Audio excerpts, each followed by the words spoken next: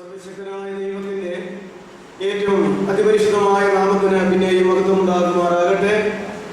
സ്നേഹവും ബഹുമാനമുള്ള ദൈവദാസന്മാർക്കും സുവിശേഷകരായ സഹോദരങ്ങൾക്കും ഇന്ന് സന്ധ്യാസമയത്തും ഇവിടെ ഒരുമിച്ചായിരിക്കുന്ന എല്ലാ ദൈവമക്കൾക്കും നമ്മുടെ രക്ഷകനും കർത്താവും ദൈവവുമായ യേശുക്രിസ്തുവിന്റെ നിസ്തുല്യ നാമത്തിൽ സ്നേഹവന്ദനം അർപ്പിക്കുന്നു. ഇപ്പോൾ നമ്മൾ ചിന്തിച്ചുകൊണ്ടിരിക്കുന്ന ആ വിഷയം മനുഷ്യന്റെ ഈ ലോക ജീവിതം, അതിനുശേഷം സംഭവിക്കുന്ന മനുഷ്യന്റെ മരണം, മരണത്തിന് ശേഷമുള്ളതായ മരണാനന്തര അനുഭവങ്ങൾ, ഇപ്രകാരമുള്ളതായ വിഷയങ്ങൾ ദൈവവചനത്തിന്റെ അടിസ്ഥാനത്തിൽ നമ്മൾ ചിന്തിച്ചുകൊണ്ടേയിരിക്കുകയായിരുന്നുവല്ലോ. ധനവാന്റെയും ലാസറിന്റെയും ജീവചരിത്രം നാം ഇപ്പോൾ ചിന്തിച്ചു കഴിഞ്ഞു. കഴിഞ്ഞ ക്ലാസ്സിൽ ഞാൻ ഓർക്കുന്നത് ധനവാന്റെ ഒരു 11 ഗുണഗണങ്ങളെ സംബന്ധിച്ച് നമ്മൾ ചിന്തിക്കുകയുണ്ടായി അല്ലേ? അതിനുശേഷം ലാസറിന്റെ ഒരു 11 അവസ്ഥകളെ കുറിച്ച് നമ്മൾ ചിന്തിച്ചു. എന്നിട്ട് ധനവാന്റെ ജീവിതത്തിലെ പോരായ്മകൾ, തകരാറുകൾ, അതും ഒരു 11 ചിന്തിച്ച് തീർന്നു എന്ന എന്റെ ഓർമ്മ. ഇന്നുണ്ടായിരുന്ന നിങ്ങൾ എന്ത് പറയുന്നു? കഴിഞ്ഞ ക്ലാസ്സിന്റെ ദിവസം ഉണ്ടായിരുന്ന നിങ്ങൾ എന്ത് പറയുന്നു? ഞാൻ ഈ പറഞ്ഞെടുത്തോളം കാര്യങ്ങൾ തീർന്നു?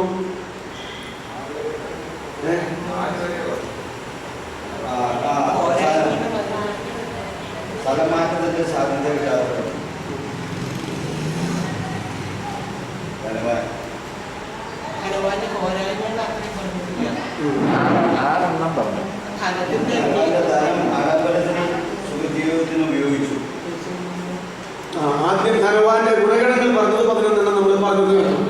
രണ്ടാമത് ലാസറിന്റെ അവസ്ഥകൾ. ഈ ധനവാന്റെ ഗുണഗണങ്ങൾ എന്ന് പറഞ്ഞാൽ യഥാർത്ഥത്തിൽ ദൈവത്തിന്റെ മുമ്പിൽ ദൈവം അംഗീകരിക്കുന്ന ഗുണഗണങ്ങളല്ല. അങ്ങനെയായിരുന്നെങ്കിൽ പിന്നെ അവനെ പാതാളത്തിലേക്ക് വിടാനായിട്ട് പറ്റുമായിരുന്നു. ലോകത്തിന്റെ മുമ്പിൽ, മനുഷ്യന്റെ മുമ്പിൽ എല്ലാവരും ഒരുപോലെ സമ്മതിക്കുന്ന 11 ഗുണഗണങ്ങൾ.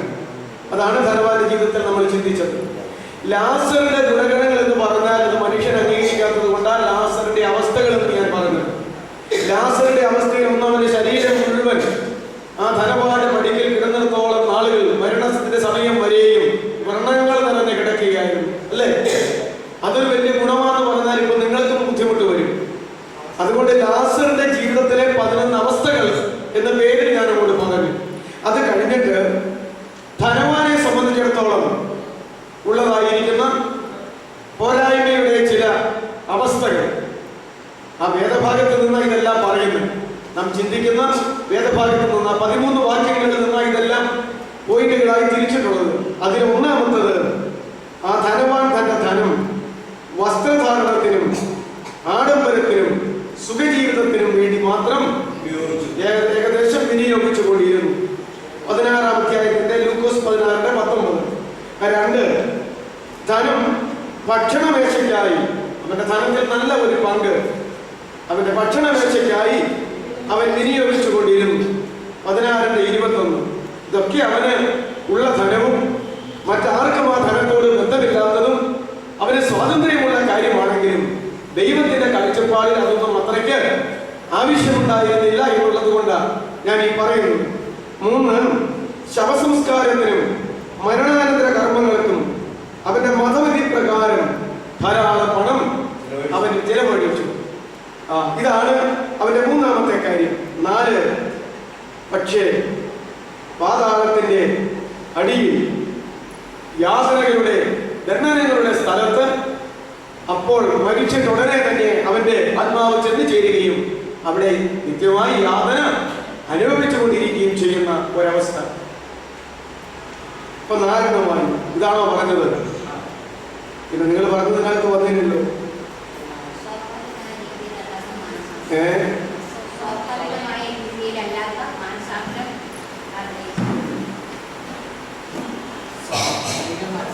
നമ്മൾ എല്ലാവരും തമ്മിൽ ഇങ്ങനെ വൈരുദ്ധ്യം വന്നു തന്നെയാണ്. 5-ാമത് എന്റെ നോട്ടില് കാണുവാനും പറവാനും അനുഭവിപ്പാനും അപേക്ഷിപ്പാനും തക്കവണ്ണം അവൻ പാതാളത്തിലാണെങ്കിലും അവൻ സജീവ അവസ്ഥയിലായിരുന്നു. അത് വന്നില്ല.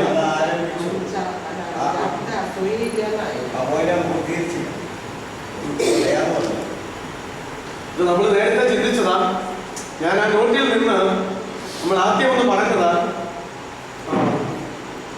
അത് നമുക്കറിയാമല്ലേ, പാതാളത്തിലേക്ക് പോകുന്നവരും സജീവാവസ്ഥയിലാണ്, അബ്രാഹാമിന്റെ മടിയിലേക്ക് പർദീസായിലേക്ക് പോകുന്നവരും സജീവാവസ്ഥയിലാണ്. ഇനി ഇതിന് ശേഷം നിത്യമായ ന്യായവിധിക്ക് ശേഷം നിത്യമായ പ്രതിഫലം പ്രാപിക്കുമ്പോഴും പാതാളത്തിൽ കിടക്കുന്നവൻ നിത്യ നരകത്തിലേക്ക് മാറുമ്പോഴും പർദീസായിൽ ഇരിക്കുന്നവൻ നിത്യ സ്വർഗത്തിലേക്ക് മാറുമ്പോഴും അപ്പോഴും എങ്ങനെ തന്നെയാണ്? സജീവമായ അവസ്ഥയിൽ തന്നെയാണ്. ആ സജീവത്വം വർദ്ധിച്ചു വരുന്നതല്ലാതെ ആ സജീവത്വം ഒരിക്കലും കുറഞ്ഞു പോകുന്നില്ല എന്ന് നമ്മൾ മനസ്സിലാക്കണം. അതുകൊണ്ട് അഞ്ചാമത്തെ പോയിന്റ്, കാണുവാൻ കഴിയുന്നുണ്ട്, പറവാൻ കഴിയുന്നുണ്ട്, അനുഭവിപ്പാൻ കഴിയുന്നുണ്ട്, അപേക്ഷിപ്പാൻ കഴിയുന്നുണ്ട്. അപ്രകാരമുള്ള അവസ്ഥാന്തരങ്ങളിൽ വളരെ ജീവനോടെ സജീവമായ അവസ്ഥയിൽ അവൻ പാതാളത്തിൽ തന്നെയാണ്. അതെന്താ ഇങ്ങനെ പറയാൻ കാരണം? ഒന്നാമത് മരിക്കുമ്പോൾ പിന്നെ ഒന്നുമില്ല, തീർന്നു പോയി എന്ന് വിശ്വസിക്കുന്ന ഒരു കൂട്ടം ആളുകൾ ലോകത്തുണ്ട്. ക്രിസ്ത്യാനികൾ എന്ന് പറയുന്നവരിൽ തന്നെ ഒരു വാക്യം ഇപ്രകാരമുണ്ട്: മരിച്ചവരും അവധിയിൽ ഇറങ്ങുന്നവരും ആരും ദൈവത്തെ സ്തുതിക്കുന്നില്ല, എന്നാൽ നാമോ ഇന്ന് മുതൽ എന്നേക്കും ദൈവത്തെ സ്തുതിക്കുന്നു. പിന്നെ ഇത് വെറും സ്വസ്ഥതയാണ്, ഒന്നും അറിഞ്ഞുകൂടാത്ത ഒരു സ്വസ്ഥതയിലാണ്, നിദ്രയിലാണ് എന്ന് പറയുന്നു. നാം നല്ല ഉറക്കത്തിലായിരിക്കുമ്പോൾ മിക്കവാറും കാര്യങ്ങൾ വലുത് നമ്മൾ അറിയുന്നുണ്ടോ?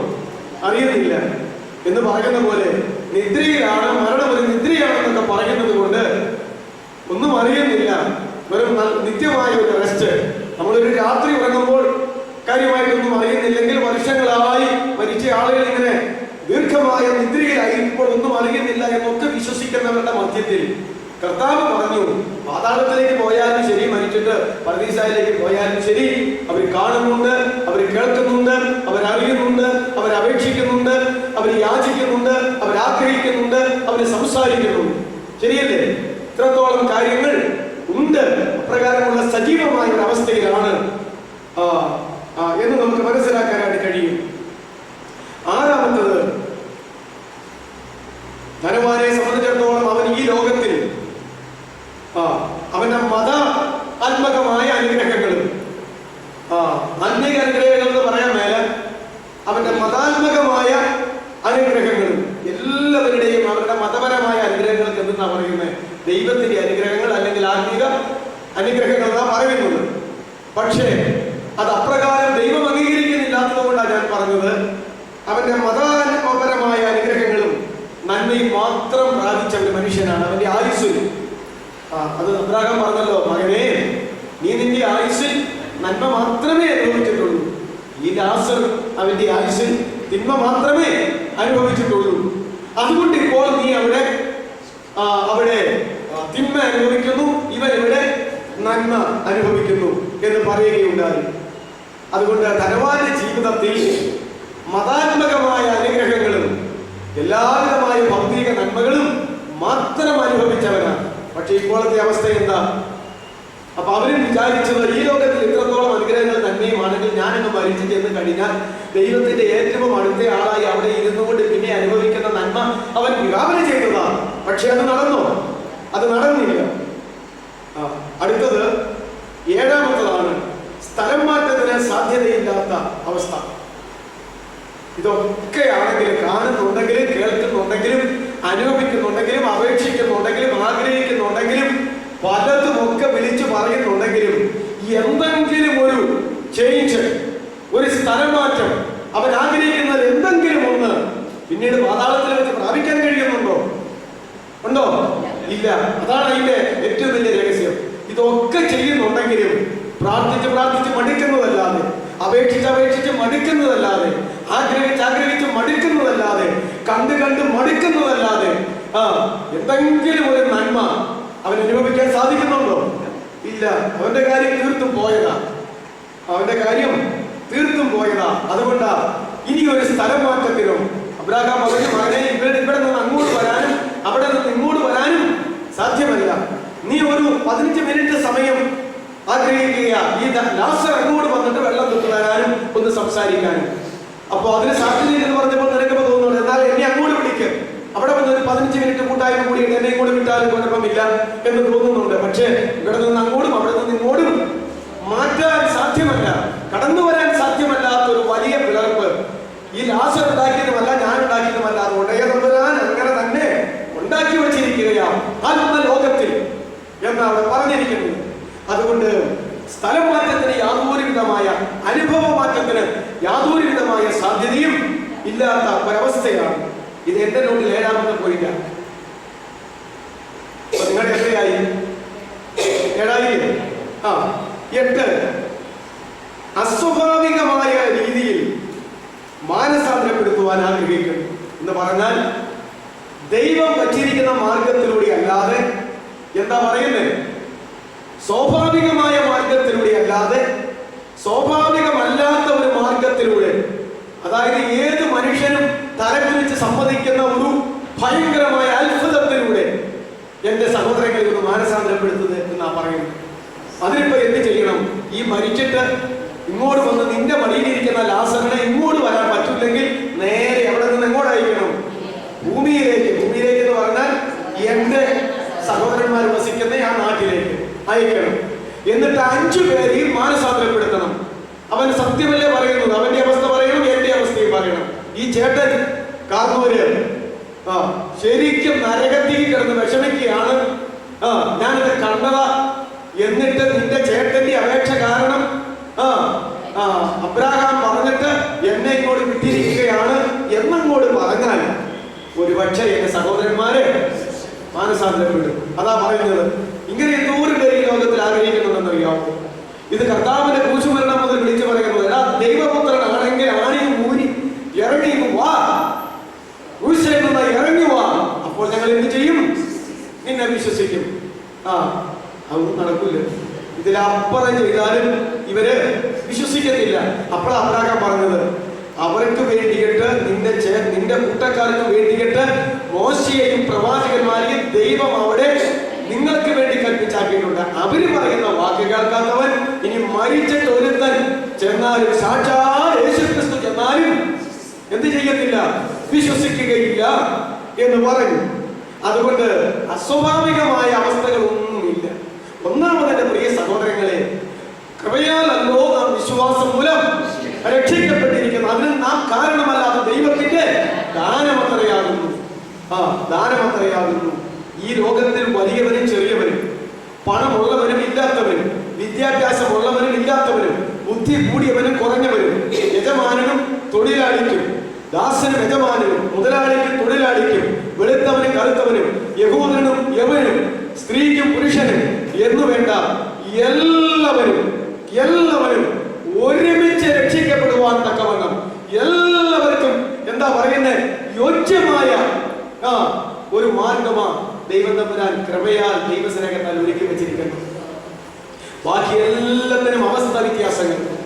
പക്ഷേ കൃപയാൽ വിശ്വാസം മൂലം രക്ഷിക്കപ്പെടുവാൻ യാതൊരു വിധമായിട്ടുള്ള അപാകതകളും ആർക്കും വെച്ചിട്ടില്ല. ഏറ്റക്കുറച്ചിലുകളൊന്നും ഇതിനകത്ത് വെച്ചിട്ടില്ല. ഞാൻ ചോദിക്കട്ടെ, പണം കൊടുത്ത് വാങ്ങാവുന്ന ഒന്നായിരുന്നു എങ്കിൽ ആർക്കേ സാധ്യമായിരുന്നു രക്ഷ? പണക്കാരന്. ബുദ്ധിമാന്മാർക്ക് മാത്രം എത്തിപ്പിടിക്കുന്ന ഒന്നായിരുന്നുവെങ്കിൽ ആര് മാത്രമേ രക്ഷിക്കപ്പെടത്തുള്ളൂ? ബുദ്ധിമാന്മാരെ എത്തിപ്പിടിക്കത്തുള്ളൂ. ശാരീരിക ശക്തിയുള്ളവർക്കാണെങ്കിൽ, ശാരീരത്തിന് ബലം കുറഞ്ഞവർക്ക് അത് സാധ്യമല്ലാതെ വന്നേനെ. ഇങ്ങനെ നിങ്ങൾ എന്ത് കാര്യം പറഞ്ഞു നോക്ക്, അതിനെല്ലാം അതീതമായി തന്റെ ഏകജാതനായ പുത്രനിൽ വിശ്വസിക്കുന്ന ഏവരും നശിച്ചു പോകാതെ നിത്യജീവൻ പ്രാപിക്കേണ്ടതിന് ദൈവത്തിന്റെ ഓമനകുമാരനെ പാപികളായ മനുഷ്യവർഗത്തിന് വേണ്ടി തകർത്ത് നൽകുവാൻ തക്കവണ്ണം അവൻ ഈ പാപികളായ മനുഷ്യവർഗത്തെ ഒന്നടങ്കം സ്നേഹിച്ചു എന്നത്ര യോഹന്നാൻ 3:16 രേഖപ്പെടുത്തിയിരിക്കുന്നു. അതുകൊണ്ട് എനിക്ക് രക്ഷിക്കപ്പെടുവാൻ സാധ്യമല്ലാത്ത ഒരു മാർഗം വെച്ചിട്ടാ എനിക്ക് രക്ഷിക്കപ്പെടാൻ കഴിയാത്തത് ദൈവമേ എന്ന് ന്യായവിധിയിൽ ഈ ലോകത്തിൽ ഒരു ചുടുകുഞ്ഞിന് പോലും പറയാൻ കഴിയാത്തവണ്ണം വളരെ ലളിതമായ ഒരു മാർഗമാണ്. വളരെ ലളിതമായ ഒരു മാർഗം. നീ മരിക്കേണ്ട സ്ഥാനത്ത് നിനക്ക് വേണ്ടി എന്റെ മകൻ മരിച്ചു. നീ ഏൽക്കേണ്ട ശിക്ഷ നിനക്ക് പകരമായി എന്റെ മകൻ ഏറ്റു. നീ പോകേണ്ട പാതാളത്തിൽ നിന്ന് നിന്നെ വിടിവിക്കുവാൻ എൻ്റെ ഏകജാതൻ ഇപ്രകാരം കാൽവറിയിൽ മരിച്ചു.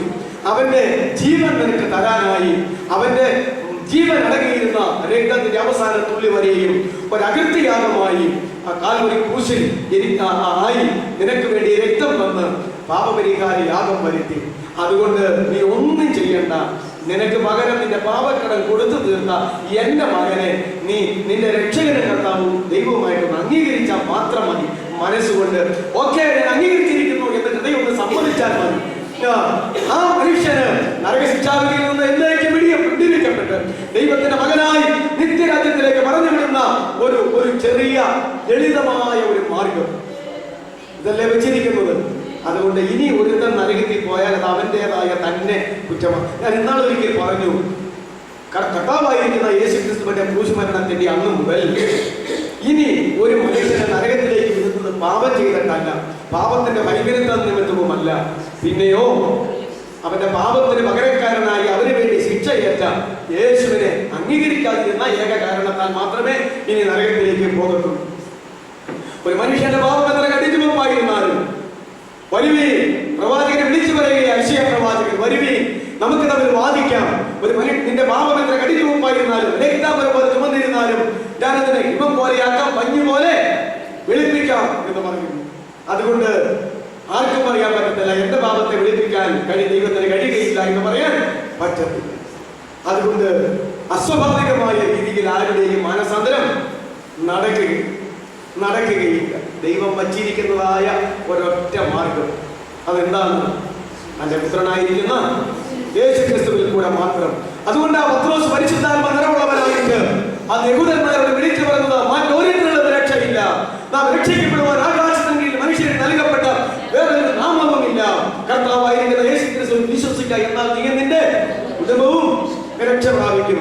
യഹൂദന്മാരുടെ പ്രമാണിമാരോട് വിളിച്ചു പറഞ്ഞത് മഹാപുരോഹിതൻ മുതൽ ശാസ്ത്രിമാരോടും പരീക്ഷന്മാരോടും പുരോഹിതവർഗത്തോടും, അന്ന് നിങ്ങൾ മരത്തെ തൂക്കിക്കൊണ്ട നസറായിരിക്കുന്ന യേശുവിനെ പിതാവായ ദൈവം ഉയർപ്പിച്ച് അവനെ ഇപ്പോൾ നിങ്ങൾക്ക് കർത്താവും ക്രിസ്തുവുമാക്കി വെച്ചു എന്ന് ഇസ്രായേൽ സഭയൊക്കെ നിശ്ചയമായി ഇപ്പോൾ അറിഞ്ഞുകൊള്ളട്ടെ. അത് പറഞ്ഞപ്പോൾ അയ്യോ അങ്ങനെയാണോ, എന്നാൽ അബദ്ധം പറ്റിയവരുടെ തോന്നി വരാം 3000 പേരെ അനുദരിച്ച് രക്ഷിക്കപ്പെട്ട് ദൈവസഭയോട് ചേർന്ന്. അതാണ് വേറെ ഒരു കാര്യം പറഞ്ഞിട്ട്. അതുകൊണ്ട് അസ്വാഭാവികമായ നിലയിൽ ആരും രക്ഷിക്കപ്പെടുമെന്ന് വിചാരിക്കേണ്ട. ഈ ലോകത്തിൽ, നമ്മുടെ രാഷ്ട്രീയത്തിൽ, സാമുദായത്തിൽ, എല്ലാ മണ്ഡലത്തിലും കാര്യപ്രാപ്തിയുള്ളവൻ കാര്യം കണ്ടു പോകുന്ന ഒരു സ്ഥിതിവിശേഷമാണല്ലോ, അല്ലേ? പക്ഷേ രക്ഷ അത് മാത്രം നടക്കത്തില്ല. അതുകൊണ്ട് സ്വാഭാവികമായ ഒരു രീതിയിൽ മാനസാന്തരത്തിന് ആരാഗ്രഹിച്ചാലും നടക്കത്തില്ല. ഇതെല്ലാവർക്കും ഉണ്ടാകുന്നതാണ്. പഴയ നിയമത്തിൽ 2 രാജാക്കന്മാരുടെ പുസ്തകത്തിലുണ്ടല്ലോ, അരാം രാജ്യത്തിലെ കമാൻഡറായിരിക്കുന്ന നയമാൻ, അവൻ എന്താ പറഞ്ഞിരിക്കുന്നത്? അവൻ പരാക്രമശാലിയെങ്കിലും അവൻ ഒരു രാജ്യത്തിലെ സുപ്രീം കമാൻഡറാണ്, സേനയുടെ അധിപനാണ്, കമാൻഡറാ. പക്ഷെ അവൻ പരാക്രമശാലിയെങ്കിലും കുഷ്ഠരോഗിയായി. ഏത് മനുഷ്യനും നീ എന്തായിരുന്നു പറഞ്ഞാലും എന്റെ സ്വർഗസ്ഥ ദൈവം അതിന്റെ ഇച്ചിരി കഴിയുമ്പോൾ എങ്കിലും നീ ഇന്ന പോലെയല്ലേ എന്ന് ചോദിക്കും. അത് മനുഷ്യർക്ക് അറിഞ്ഞുകൂടി. അവൻ പരാക്രമശാലിയെങ്കിലും അവൻ കുഷ്ഠരോഗിയായിരുന്നു. അവന്റെ കുഷ്ഠം മാറ്റാൻ അരാം രാജ്യത്ത് ആരുമുണ്ടായി. അങ്ങനെ ഇരിക്കുമ്പോൾ അവന്റെ വീട്ടിൽ വേലയ്ക്ക് നിൽക്കുന്ന ഒരു ഇസ്രായേൽക്കാരി പെൺകുട്ടി, വീട്ടിൽ വേലയ്ക്ക് നിൽക്കുന്ന ഒരു പെൺകുട്ടി മുഖാന്തരം ഇസ്രായേലിൽ കുഷ്ഠരോഗമല്ല ഏത് രോഗവും മാറ്റാൻ കഴിയുന്ന ഒരു വലിയ പ്രവാചകനുണ്ട് എന്നുള്ള വിവരം ആ നയമാന്റെ ഭാര്യയോട് പറഞ്ഞിട്ട് ഭാര്യ പറഞ്ഞ അതിനെ എല്ലാം ഡോക്ടേഴ്സ് ഉപേക്ഷിച്ചു, മരുന്നുകൾ ഉപേക്ഷിച്ചു, ഒന്നും ചെയ്യാൻ പറ്റത്തില്ല. എന്തും ചെയ്യാൻ രാജാവിന്റെ മനസ്സ്, കാരണം തന്നെ കമാൻഡർ ആണല്ലോ, അല്ലേ? കമാൻഡർ ആണല്ലോ. അതുകൊണ്ട് അങ്ങനെ വന്നപ്പോഴാ നിർബന്ധത്തിന്റെ പേരിൽ വഴങ്ങിക്കൊണ്ട് ഇസ്രായേൽ രാജ്യത്തിലെ പ്രവാചകന്റെ അടുക്കിലേക്ക് പരിവാര സമേതം കടന്നു വന്നപ്പോൾ അവൻ ഒത്തിരി ഭാവനയുണ്ട്.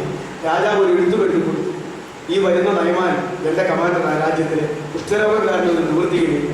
അതുകൊണ്ട് ദയവ് ചെയ്ത് നീ കുഷ്ഠരോഗമൊന്ന് മാറ്റി കൊടുക്കണം. പക്ഷെ ഒരു തകരാറ്, രാജാവ് കത്തെഴുതിയപ്പോൾ ആർക്കാണ് എഴുതിയത്? ഇസ്രായേൽ രാജ്യത്തിലെ രാജാവിനെ കത്തെഴുതി. രാജാവിനല്ലാതെ ആ സ്റ്റാറ്റസിൽ പക്ഷെ രാജാവാണോ കുഷ്ഠരോഗം മാറ്റുന്നവൻ? അല്ല. ഒരു പാവപ്പെട്ട ഏത് പ്രവാചകനാണ്? ഏലീശ പ്രവാചകൻ. അവരെ കുഷ്ഠരോഗം മാറ്റാൻ പറ്റുള്ളൂ. രാജാവ് നിനക്ക് കുഷ്ഠരോഗം വന്നാലും മാറ്റാൻ പറ്റുന്നവനായി അവിടെ ഇരിക്കുന്ന അവിടെ വന്നു കഴിഞ്ഞപ്പോൾ പിന്നെ ഇല്ലാത്ത പ്രശ്നമായി. നേരമില്ലാത്തതുകൊണ്ട് ഞാൻ വിവരിക്കുന്നില്ല. പെട്ടെന്ന് ഏലീശാന്റെ അടുക്കിലേക്ക് ഇവന് അവന്റെ രാജവസ്ത്രമെല്ലാം കീറി അവൻ ഒരു മെന്റൽ പോലെയായി അവനെ ഓടിപ്പാഞ്ഞ് നടക്കുക രാജാവ്. എന്നിട്ട് അയാൾ വിളിച്ചു പറയുക, ഇത് കുഷ്ഠരോഗം മാറ്റാൻ കമാൻഡറുടെ കാര്യം പറഞ്ഞു വിട്ടതല്ല, എന്നോട് യുദ്ധം ചെയ്യാൻ കാരണമുണ്ടാക്കി ഈ രാജ്യം പിടിച്ചെടുക്കാനായിട്ടുള്ള അവന്റെ ഒരു തന്ത്രമാണ്. അവനെ പേടിച്ച് ഓടി നടക്കുമ്പോൾ ആരോ പറഞ്ഞു, രാജാവ് വസ്ത്രവും കീറി, രാജവസ്ത്രവും കീറി അതിലെ ഒരു ഭ്രാന്തനെ പോലെ നടപ്പുണ്ട് ഏതാണ്ട് പറഞ്ഞ്. അപ്പോഴാ പറഞ്ഞത്, കാര്യം നോക്കി ഇതാ എടോ തനിക്കെന്താ അറിയാൻ മേലാത്ത, ഞാനല്ലേ ഇവിടെ ഇരിക്കുന്നത്. അവൻ ഇങ്ങോട്ട് പറഞ്ഞത് കുഷ്ഠരോഗം മാറ്റാൻ അങ്ങോട്ട് കേട്ടു. അപ്പോൾ ഇവന്റെ മനസ്സിലെ ഭാവന, ഞാനങ്ങോട്ട് ചെന്ന് കഴിയുമ്പോൾ ഈ പ്രവാചകൻ എന്ന് പറയുന്ന ആള് അവിടെ നിന്ന് ഇറങ്ങി വന്ന് എന്നെ ക്ഷയിക്കാൻ ചെയ്ത് സ്നേഹബഹുമാന ആദരവിലൂടെ സ്വീകരിച്ച് അയാൾ മുമ്പിലും ഞാൻ പുറകിലുമായി എൻ്റെ കയ്യെ പിടിച്ച് അദ്ദേഹത്തിൻ്റെ ബംഗ്ലാവിലേക്ക് കൊണ്ടുപോയി അവിടെ ഇരുത്തുകയും കുശലപ്രശ്നങ്ങളൊക്കെ നടത്തി കുടിക്കാനും ഒക്കെ തന്ന് അങ്ങനെ പിന്നെ എഴുന്നേറ്റ് ഒരു കുശലം മാറ്റുന്ന ഒരു വലിയ ശുശ്രൂഷ നടക്കും. അതവിടെ വായിച്ചാൽ നിങ്ങൾക്കറിയാം. എൻ്റെ വെളിയിൽ ഇറങ്ങി നിർത്തിയിട്ട് കൈയൊക്കെ ഇങ്ങനെ പൊക്കി പിടിച്ച് പ്രാർത്ഥിച്ച് ഒക്കെ ദേശത്തിന് മുകളിലേക്ക് ആട്ടി അവരുടെ തലയുടെ മുകളിലൊക്കെ നാട്ടി കറക്കി അങ്ങനെ ഇപ്പോൾ ദൈവത്തിൻ്റെ നാമത്തിൽ കുഷ്ഠരോഗം മാറ്റണമെന്നൊക്കെ പറഞ്ഞ് അവൻ്റെ മാന്യതയ്ക്ക് തക്കവണ്ണം ഒരു ശുശ്രൂഷ ചെയ്ത് കുഷ്ഠരോഗം മാറ്റുമെന്ന ആരുടെ മനസ്സിലിരിക്കുന്നത്. ഇതുപോലെ അതിൻ്റെ രക്ഷയുടെ കാര്യവും എല്ലാത്തിൻ്റെ കാര്യവും എൻ്റെ അവസ്ഥയോ അതിന് തക്കവണ്ണം ആര് കീഴോട്ട് വരണം? കുറേ നമ്പുരാൻ കീഴോട്ട് വരണം, അല്ലെങ്കിൽ ദൈവദാസന്മാർ കീഴോട്ട് വരണം. ഒരു കീഴോട്ട് വരുന്നില്ല, അവിടെ എങ്ങനെ ഇരിക്കൂ. എന്നിട്ട് ഇങ്ങോട്ട് വന്നു കഴിഞ്ഞപ്പോൾ ആരാ വരുന്നേ എന്ന് ചോദിച്ചു. അരാം രാജ്യത്തിലെ രാജാവിൻ്റെ സേനാനായകനായിരിക്കുന്ന നയമാണ്. കുഷ്ഠരോഗം മാറ്റണമെന്ന് പറഞ്ഞ് ഇങ്ങോട്ട് വരുക. അപ്പോൾ ഈ പ്രവാചകൻ പറഞ്ഞു, അവരോട് ഇങ്ങോട്ട് വരണമെന്ന് പറഞ്ഞ് അവനിങ്ങോട്ട് പോകുന്നപ്പോൾ യോർദാൻ നദി കടന്നല്ലേ ഇങ്ങോട്ട് പോകുന്നത്. തിരിച്ചങ്ങോട്ട് പോകുമ്പോൾ ആ നദി കണ്ടല്ലോ, അതിനകത്തിറങ്ങി 7 പ്രാവശ്യം മുങ്ങിക്കുളിച്ചിട്ട് അങ്ങോട്ട് പോകാൻ പറയും. ഇങ്ങോട്ട് വരണ്ട. അവനെ കോമ്പൗണ്ട് വരെ കയറ്റിട്ട് ഏലീശാ കോമ്പൗണ്ടിലേക്ക് വരെ അടുപ്പിച്ചോ. ഇതൊരു വല്ലാത്ത ഷോക്കായി. നമുക്കാണെങ്കിലോ അതിന് ഷോക്ക്. ഷോക്കായി പോയി. അവൻ ക്രൂദ്ധിച്ചുകൊണ്ട് നാട്ടിലേക്ക് മടങ്ങിപ്പോയി. കൂടെ ഉണ്ടായിരുന്ന പരിവാരങ്ങളുടെ സംയോജിതമായ ഇടപെടൽ മുഖാന്തരം അവൻ സമ്മതിച്ചു. അവൻ ഇത്ര ചോദിച്ചോളൂ, പ്രവാചകൻ എന്താ പറഞ്ഞേ? ഒരു വലിയ ഇന്നടത്തോളം പൊക്കവും വണ്ണവും ഉള്ള ഒരു മനുഷ്യനെ തങ്കം കൊണ്ടോ സ്വർണം കൊണ്ടോ ഉണ്ടാക്കി അവന്റെ പ്രവാചകന്റെ പാദപീഠത്തിൽ വെക്കണമെന്ന് പറഞ്ഞാൽ നീ എന്ത് ചെയ്യുമായിരുന്നു? ഉദാഹരണം ഉണ്ടാക്കി വെക്കുമായിരുന്നു. അതിനുള്ള വലിയ സാധനമൊക്കെ അല്ലേ നമ്മളിന്ന് കൊണ്ടുവന്ന് വെക്കുന്നത്.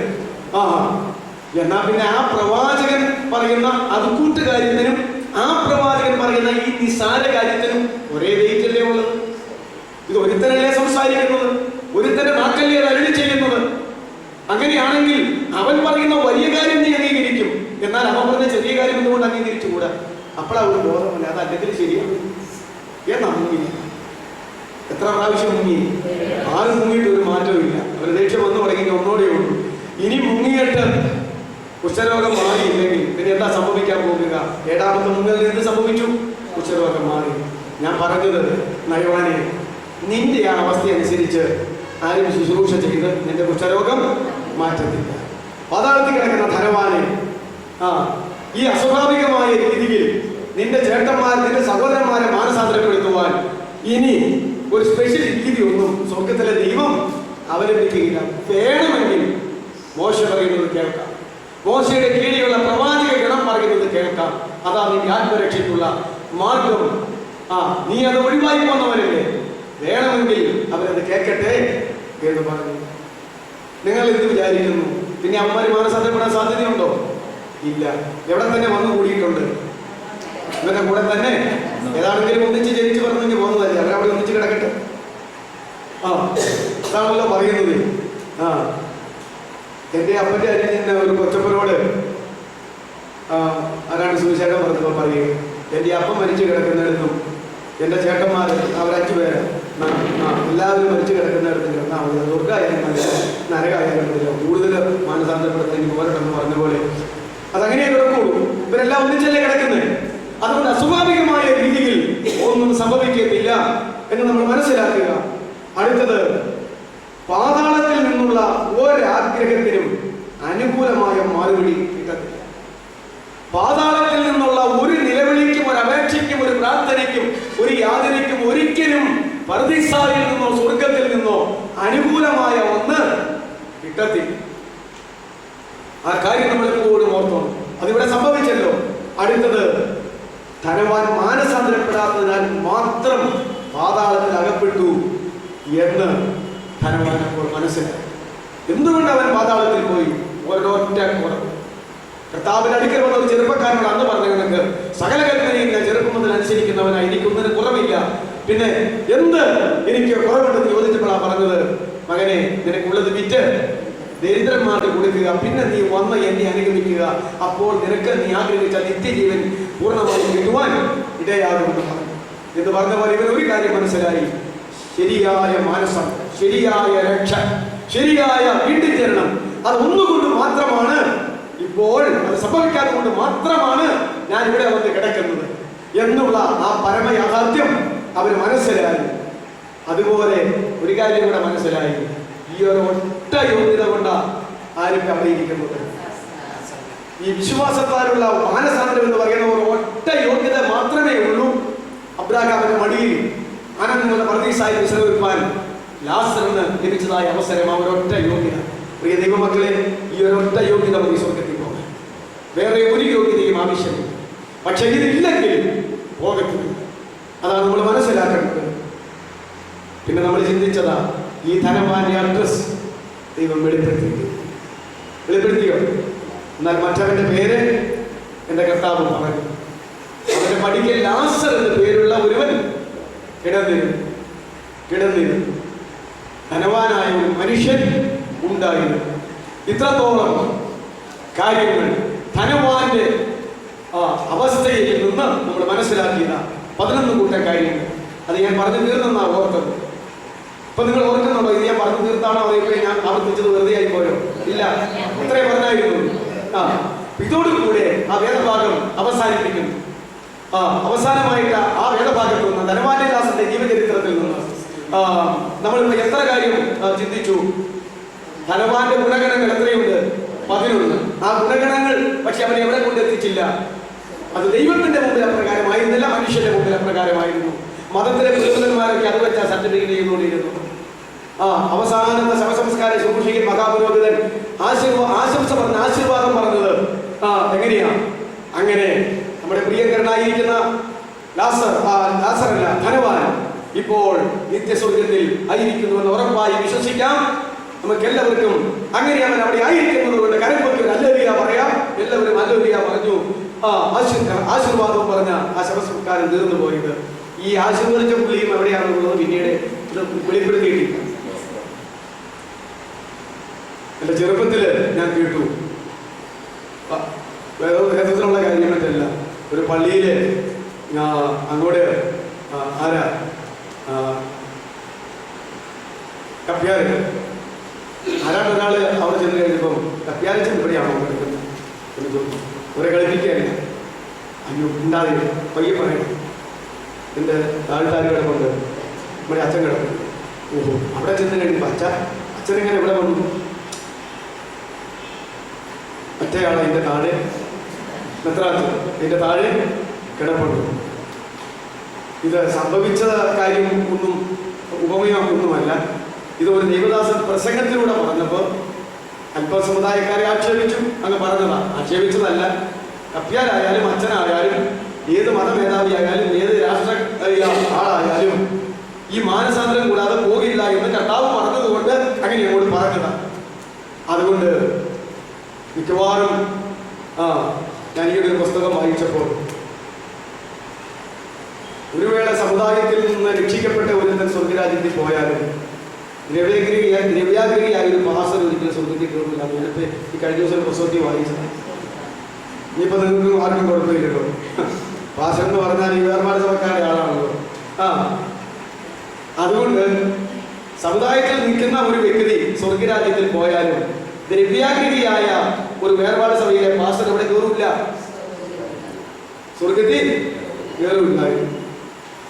യാഥാർത്ഥ്യങ്ങൾ അങ്ങനെയാ പോകുന്നതെന്നാണ് പറഞ്ഞത്. അതുകൊണ്ട് ഈ 11 വിധമായിട്ടുള്ള അനുഭവങ്ങൾ നാം എപ്പോഴും ഓർത്ത് പഠിക്കണം. ആ പഠനം നമുക്ക് അവസാനിപ്പിച്ചിട്ട് മറ്റൊരു വേദഭാഗത്തിലേക്ക് കടന്നു വരാം.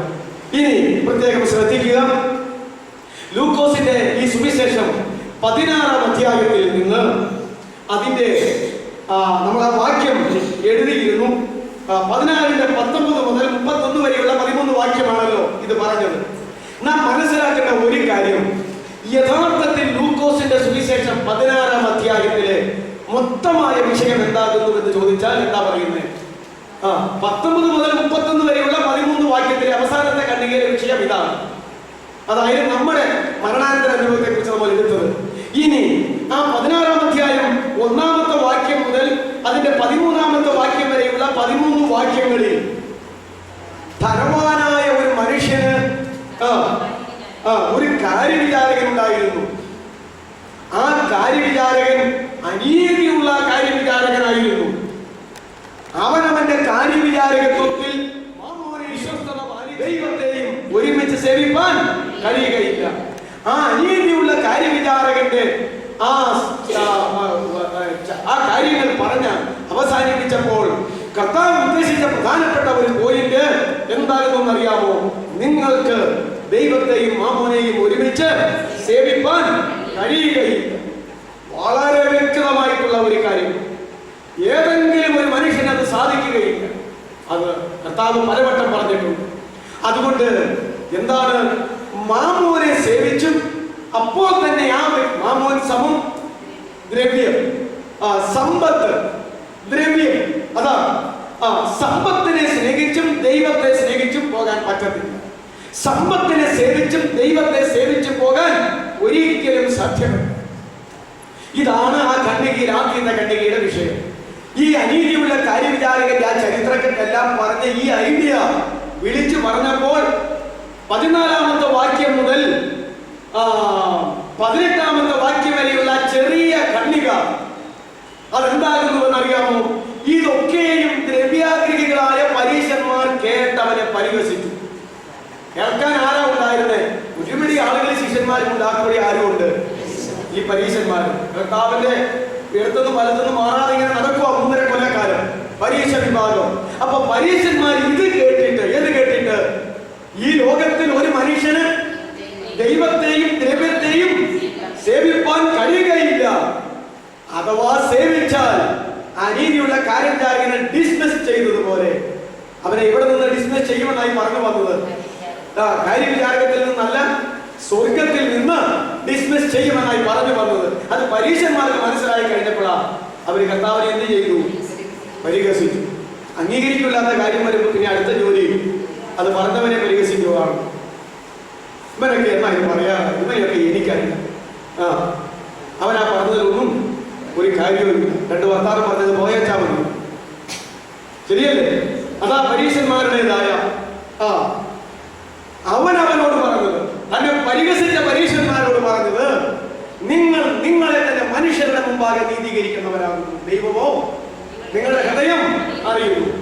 നിങ്ങളുടെ പ്രകൃതം എന്ന് പറഞ്ഞാൽ മനുഷ്യന്റെ മുമ്പിൽ നിങ്ങൾ ഏറ്റവും നല്ലവരെന്ന് പറഞ്ഞു നടക്കുന്ന ഒരു പാർട്ടിയാണ്.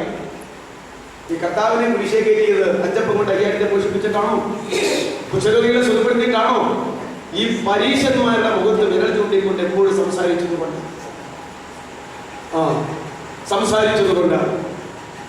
എന്നിട്ട് കർത്താവ് പറഞ്ഞു, മനുഷ്യരുടെ ഇടയിൽ ഉന്നതമായത് ദൈവത്തിന്റെ മുമ്പാകെ അറപ്പത്ത്. ഈ ലോകത്തിൽ മനുഷ്യന്റെ മുമ്പിൽ യോഗ്യമായത്, ഉന്നതമായത്, ശ്രേഷ്ഠമായത്, നല്ലത്, അതാ ഞാൻ പറഞ്ഞത്. ധനവാന്റെ 11 നല്ല കാര്യം പറഞ്ഞെങ്കിലും അത് ദൈവം അംഗീകരിച്ചതല്ല, ലോകത്തിലെ അവന്റെ സാക്ഷ്യമാണ്. അപ്പോ അത് ദൈവത്തിന്റെ മുമ്പിൽ അറപ്പത്തറ കർത്താവ് പറഞ്ഞു എന്ന് പറഞ്ഞാൽ അതിന്റെ ശരിയായ പച്ച മലയാളത്തിൽ അങ്ങോട്ട് പറഞ്ഞാൽ എന്നാ അർത്ഥം? നിങ്ങളെ പോലെ അറയ്ക്കപ്പെട്ട ഒരു പാർട്ടി ദൈവത്തിന് ഈ ഭൂമിയിൽ ഇല്ല.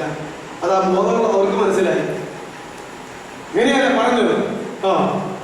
അടുത്ത എന്നിട്ട് എന്താ പറയുന്നത്? ന്യായപ്രമാണവും പ്രവാചകന്മാരുടെ ഈ കാലം യോഹന്നാൻ വരെയായിരുന്നു. അന്നു മുതൽ ദൈവരാജ്യത്തെ സുവിശേഷിച്ചു വരുന്നു. എല്ലാവരും ബലാത്കാരാണ് അതിൽ കടക്കുവാൻ നോക്കുന്നു. ന്യായപ്രമാണത്തിൽ നിന്ന് ഒരു പുള്ളി വീട് പോകുന്നതിനേക്കാൾ ആകാശവും ഭൂമിയും ഒഴിഞ്ഞു പോകുന്നത് എളുപ്പം. ഈ കാര്യം എന്താ പറഞ്ഞത്? ശാസ്ത്രിമാരും പരീശന്മാരുമായിട്ടുള്ളവരെ, നിങ്ങളുടെ പ്രമാണവും നിങ്ങളുടെ നിങ്ങളുടെ ഭക്തിയും നിങ്ങളുടെ പള്ളിയും അതെവിടെ വരെയേ ഉള്ളൂ? സ്നാപക യോഹന്നാന്റെ കാലം വരെയും. ആ സെറ്റപ്പ് നമ്മൾ പറയുന്ന പോലെ ആ സംവിധാനം, ആ ക്രമീകരണം സ്നാപക യോഹന്നാന്റെ കാലം വരെയേ ഉള്ളൂ. അതുമുതൽ വിഷയം മാറി, കാലം മാറി, പ്രസംഗം മാറി, എല്ലാം മാറി. അതുകൊണ്ട് ന്യായപ്രമാണവും പ്രവാചകന്മാരും, അവസാനത്തെ പ്രവാചകനാണ് ആര്? യോഹന്നാൻ സ്നാപകൻ. യോഹന്നാൻ സ്നാപകൻ ആദ്യത്തെ പ്രവാചകനാണ് ആര്? യഹൂദന്മാരെ സംബന്ധിച്ചിടത്തോളം അവരെ ഇസ്രായേലിൽ നിന്ന് വിടുവിച്ച മോശ. യഹോവ അഭിമുഖമായി അറിഞ്ഞ ഒരു മോശയെ പോലെ ഒരു പ്രവാചകൻ അതിനുശേഷം ഉണ്ടായിട്ടില്ല. ആവർത്തനത്തിൽ അങ്ങനെയല്ലേ പറയുന്നത്? ദൈവം അഭിമുഖമായി ഇടപെട്ട് സംസാരിച്ച മോശയെ പോലെ ഒരു പ്രവാചകൻ അതിനുശേഷം ഉണ്ടായിട്ടില്ല. എന്നാൽ മോശ പറഞ്ഞു യഹൂദന്മാരോട്, നിങ്ങൾക്ക് എന്നെ പോലെ ഒരു പ്രവാചകനെ ദൈവം തമ്പുരാൻ എഴുന്നേൽപ്പിച്ച് തരും. ആ പ്രവാചകൻ വരുവാനുള്ള മിശിഹായായിരിക്കും. അതാണ് കർത്താവിനെ കുറിച്ച് അവൻ പറഞ്ഞിരിക്കുന്നത്. അതുകൊണ്ട് പ്രിയമുള്ളവരെ, ഇവിടെ പറയുകയാണ് ന്യായപ്രമാണവും പ്രവാചകന്മാരും സ്നാപക യോഹന്നാന്റെ കാലഘട്ടം വരെ അതുമുതൽ ദൈവരാജ്യത്തെ പ്രഘോഷിക്കുന്നു. ആ ദൈവരാജ്യത്തിന് അകത്ത് കിടക്കണമെങ്കിൽ അല്പം ബലാത്കാരം ചെയ്യണം. രക്ഷ കൃപയാൽ ആണെങ്കിലും രക്ഷാ ജീവിതം അല്പം കഷ്ടം നിറഞ്ഞതും അല്പം നഷ്ടം സഹിക്കേണ്ടതും അല്പം ത്യാഗമുള്ളതും അല്പം ബലാത്കാരം ചെയ്യേണ്ടതുമാണ്. എന്താ കർത്താവ് പറഞ്ഞത്? ജീവനിലേക്ക് പോകുന്ന വാതിൽ ഞെരുക്കമുള്ളതും അതിലേക്ക് പോകുന്ന വഴി ഇടുക്കമുള്ളതും വാതിൽ ഇടുക്കമുള്ളതും വഴി ഞെരുക്കമുള്ളതും അതിലൂടെ പോകുന്നവർ ചുരുക്കവുമായി. എത്ര പച്ചയായിട്ടാണ് കർത്താവ് പറഞ്ഞത്? നിത്യജീവന്റെ അന്തത്തിലേക്ക് ഈ ലോകത്തിൽ യാത്ര ചെയ്യുന്നവരുടെ അവര് കടക്കേണ്ട വാതിൽ ഇടുക്കമുള്ള വാതിലാണ്. എന്നിട്ട് കടന്നാൽ പിന്നത്തെ യാത്ര ചെയ്യേണ്ട വഴി ഞെരുക്കമുള്ള വഴിയാണ്. ഇതിലൂടെ കടന്നു പോകുന്നവര് എല്ലാവരും ഭൂരിപക്ഷം നോക്കി നടക്കുകയാണ്, ബഹുജന പുരുഷന്മാരെ നോക്കി നടക്കുകയാണ്, ചുരുക്കം ആളുകളായിരിക്കും. ആ കർത്താവ് തന്നെ പറഞ്ഞു, എന്നാൽ നാശത്തിലേക്ക് പോകുന്ന വാതിൽ വീതിയുള്ള വാതിലും അത് കടന്നാൽ പിന്നെ കാണുന്ന വഴി 4 വരി പാതയുണ്ട്. ഈ NH 47 4 വരി പാതയാക്കും. പണികൾ നടന്നുകൊണ്ടിരിക്കുക. അതിൽ പോയിട്ടുള്ളവർക്കൊക്കെ കാണാം 4 വരി 6 വരിയൊക്കെ ആക്കിക്കൊണ്ടിരിക്കുകയാണ്. എന്തും മനോഹരമാണ്. അധികം കണ്ടാൽ ഇപ്പം തന്നെ മനോഹരമാണ് അല്ലേ? അപ്പോ നാശത്തിലേക്ക് പോകുന്ന വാതിൽ വീതിയുള്ളതും വഴി വിശാലമായതും അതിലൂടെ പോകുന്നവർ അനേകരുമാകുന്നു. ലോകത്തിൽ മതങ്ങളും രാഷ്ട്രങ്ങളും രാജ്യങ്ങളും പാർട്ടികളും മിഷനുകളും സംഘടനകളും സമൂഹങ്ങളും എല്ലാം ആർക്ക് വില കൊടുക്കുന്നു? ഭൂരിപക്ഷത്തിന് വില കൊടുക്കുന്നു. കാര്യങ്ങൾ നടപ്പാക്കുന്നത് എങ്ങനെയാണ്? ഭൂരിപക്ഷ പ്രകാരമല്ലേ? എന്നാൽ ദൈവത്തിന്റെ ഉൽപ്പത്തി മുതൽ വെളിപാട് വരെ വായിച്ചു നോക്ക്. ന്യൂനപക്ഷത്തെ കൊണ്ട് ദൈവം തന്നെ സ്വർഗരാജ്യത്തെ നിറയ്ക്കാൻ നോക്കുകയാണ്. എന്താ ന്യൂനപക്ഷം? നോഹയുടെ കാലത്ത് 8 പേരടങ്ങുന്ന ഒരൊറ്റ കുടുംബമല്ലാതെ ബാക്കിയുള്ള മുഴുവൻ ആളുകളും വെള്ളം പൊങ്ങിയപ്പോൾ അതിന്റെ പുറത്തോടെ നീന്തിപ്പിടിച്ചെന്ന് പറഞ്ഞതാ ഇൻകുലാബ് സിന്ദാബാദ്, ദൈവം ചുമ്മാ ഇരിയടാ, നീ വെള്ളം പൊക്കിയാൽ ഞങ്ങൾ അതിന്റെ പുറത്തോടെ നീന്തി നടക്കും. എന്നിട്ട് അവസാനം എന്ത് ചെയ്തു? എല്ലാവരും വെള്ളത്തിൽ മുങ്ങി ചെന്നപ്പോൾ നോഹയും അവന്റെ ഭാര്യയും അവന്റെ 3 ആൺമക്കളും അവന്റെ 3 ഭാര്യമാരുടെ അവന്റെ ആൺമക്കളുടെ 3 ഭാര്യമാരും ഉൾപ്പെടെ 3 ആരും കണ്ടും 8 പേര് മാത്രം. അങ്ങനെ ആ അല്പജനം എന്ന് വെച്ചാൽ 8 പേർ വെള്ളത്തിൽ കൂടി രക്ഷ പ്രാപിച്ചു. ഇത് സ്നാനത്തിനൊരു മുൻകുറി. സ്നാനത്തിന്റെ കാര്യം പറയുമ്പോൾ അതെ, മതബന്ധനത്താൽ ഇന്നും അത് അംഗീകരിക്കാൻ ബുദ്ധിമുട്ടാണ്. സ്നാനപ്പെടുന്നവർ ചുരുക്കമത്രേ, ഭൂരിപക്ഷം പേരും പെടാത്തവരാ. എന്താ കാരണമെന്നറിയാമോ? അല്പജനം അത് വെള്ളത്തിൽ കൂടി അവർ രക്ഷ പ്രാപിച്ചു. അല്പജനം എന്ന് വെച്ചാൽ 8 പേർ മാത്രം. ആ തലമുറയിൽ അവർ പെട്ടകത്തിൽ കയറി. ആ പെട്ടകം മുഴുവൻ ആളുകൾക്ക് വേണ്ടിയാ. 120 കൊല്ലം കൊണ്ട് നോഹ സുവിശേഷ പ്രസംഗം നടത്തുകയും മാനസാന്തര പ്രസംഗം നടത്തുകയും 120 വർഷക്കാലം കൊണ്ട് രക്ഷപ്പെടാൻ വേണ്ടി പെട്ടകം ഒരുക്കുകയും ചെയ്തു. പക്ഷേ പെട്ടകം പണിതവർ പോലും അതിനകത്ത് കിടന്നിട്ടില്ല. എന്റെ ഒരു ആത്മീക ഗുരു എപ്പോഴും പറയും, നോഹയുടെ പെട്ടകം പണിതവരും അവസാനം പെട്ടകത്തിൽ കയറി രക്ഷപ്പെട്ടില്ല, പണിതവനും ചത്തുപോയി. ഇന്ന് ഒത്തിരി പേര് പണിക്കാരായിട്ട് രംഗപ്രവേശനം ചെയ്തിരിക്കുകയാ. സഭ പണിക്കാർ, കൂട്ടായ്മ പണിക്കാർ, ആത്മരക്ഷയുടെ കൂട്ടത്തെ പണിക്കാർ, ആ പണിക്കാർ, ഈ പണിക്കാർ, ആ ശുശ്രൂഷക്കാർ, ഈ ശുശ്രൂഷക്കാര് അവസാനം കയറി രക്ഷപ്പെടുന്നത് ആരാണെന്ന് അറിയേണ്ടിയിരിക്കുന്നു. അതുകൊണ്ട് പ്രിയമുള്ളവരെ, പണിതെന്ന് പറഞ്ഞിട്ടും കാര്യമില്ല. അവരും പറഞ്ഞു, എടാ നോഹേ, നിങ്ങൾ അതിനകത്ത് ഇപ്പോൾ സ്വൈര്യവികാരം നടത്തുന്നെങ്കിൽ ഇത് ഇതുപോലെ ഉണ്ടാക്കി തന്നത് ഞങ്ങളല്ലേടാ, അതെ നിങ്ങളാടാ. പക്ഷേ പെട്ടകത്തെ കയറാൻ യോഗ്യത കിട്ടിയില്ലല്ലോ, മാനസാന്തരം കിട്ടിയില്ലല്ലോ, അതുകൊണ്ട് മുങ്ങിച്ചത്തുപോയില്ലേ. അവിടെ ഒരു ന്യൂനപക്ഷം മാത്രമാ.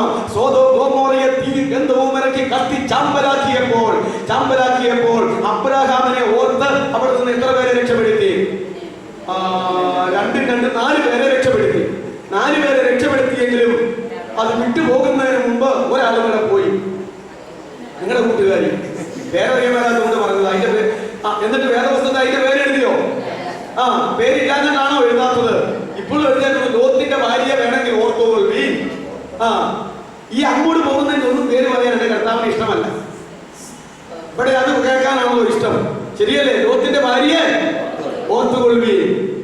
അത് അവസാനം ഇങ്ങോട്ട് ഓടിപ്പോയപ്പോൾ ഇനി സോദോമും ഗോമോറായും ഇവരുടെ വീടിരുന്ന സ്ഥലവരുടെ നിലപുരയിടങ്ങളും എല്ലാം കൺകുളിർക്കി അവസാനത്തെ കാഴ്ച കാണാൻ ഒരു സെക്കൻഡ് ഒന്ന് തിരിഞ്ഞു നിന്നത് മാത്രമല്ല, വേറെ ഒരു തെറ്റും ചെയ്തതല്ല. ആ നിപ്പിന്നും അവിടെയുണ്ട്. അപ്പൊ ഞാൻ പറഞ്ഞത്, ഒരു ന്യൂനപക്ഷമല്ലേ അവിടെ രക്ഷപ്പെട്ടത്? നിശ്ചയമായിട്ടും ദൈവത്തോട് കൂടെയുള്ളത് എപ്പോഴും ആരായിരിക്കും? ഒരു ന്യൂനപക്ഷമായിരിക്കും. ആ ന്യൂനപക്ഷം എന്ന് പറഞ്ഞാൽ ആരാണ്? അതല്ലേ ന്യൂനപക്ഷം പറഞ്ഞാൽ 4-3-7 പേരാണോ? അല്ല, ആ ന്യൂനപക്ഷത്തിൽ ഒരു വർഗത്തെ കുറിച്ചാണ് പറഞ്ഞിരിക്കുന്നത്. വെളിപ്പാട് പുസ്തകം 7-ാം അധ്യായം. സകല ജാതിയിൽ നിന്നും ഭാഷയിൽ നിന്നും വംശത്തിൽ നിന്നും ഗോത്രത്തിൽ നിന്നും ഇതാ ആർക്കും വേണ്ടി കൂടാത്ത പുരുഷാരം കയ്യിൽ കുരുത്തോലയുമായി ഇതാ സ്വർഗത്തിലേക്ക് കടന്നു പോകുന്നു. അല്ലേ? സ്വർഗത്തിലേക്ക് കടന്നു പോകുന്നു. ഇവരാരാണെന്ന് ചോദിച്ചപ്പോൾ അവർ മഹാകഷ്ടത്തിൽ നിന്ന് വന്നവർ, കുഞ്ഞാടിന്റെ രക്തത്തിൽ തകടി അങ്കി അല്ലെങ്കിൽ നന്നായി വെളുപ്പിച്ച കൂട്ടരിവർ അവിടെ ഇരുന്നു കൊണ്ട് ദൈവത്തെ ആരാധിച്ചു കൊണ്ടിരിക്കുന്നു. ദൈവം താൻ ദൈവമായി അവരുടെ കണ്ണിൽ നിന്ന് കണ്ണുനീരെല്ലാം തുടയ്ക്കുന്നു. പക്ഷേ ഈ രക്ഷിക്കപ്പെടുന്ന ന്യൂനപക്ഷമാണ് നരകത്തിൽ പോകുന്നതിനേക്കാൾ ന്യൂനപക്ഷമാകുന്നു എന്ന് ഇവിടെ പറയുകയാണ്. പക്ഷേ ആ ന്യൂനപക്ഷം എന്ന് പറഞ്ഞാൽ അത് ആർക്കും എണ്ണിക്കൂടാത്ത ഒരു പുരുഷാരം വെളിപ്പാടിൽ 5 കൂട്ടം ആളുകൾ സ്വർഗത്തിലേക്ക് പോകുന്നുണ്ട്. അത് ഒരു കൂട്ടം ആളുകളാ എണ്ണിക്കൂടാത്ത പുരുഷാരം എന്ന് പറയുന്നത്. അപ്പോ ന്യൂനപക്ഷം എന്ന് പറഞ്ഞാലും ഇത് എന്ന് മുതലാ?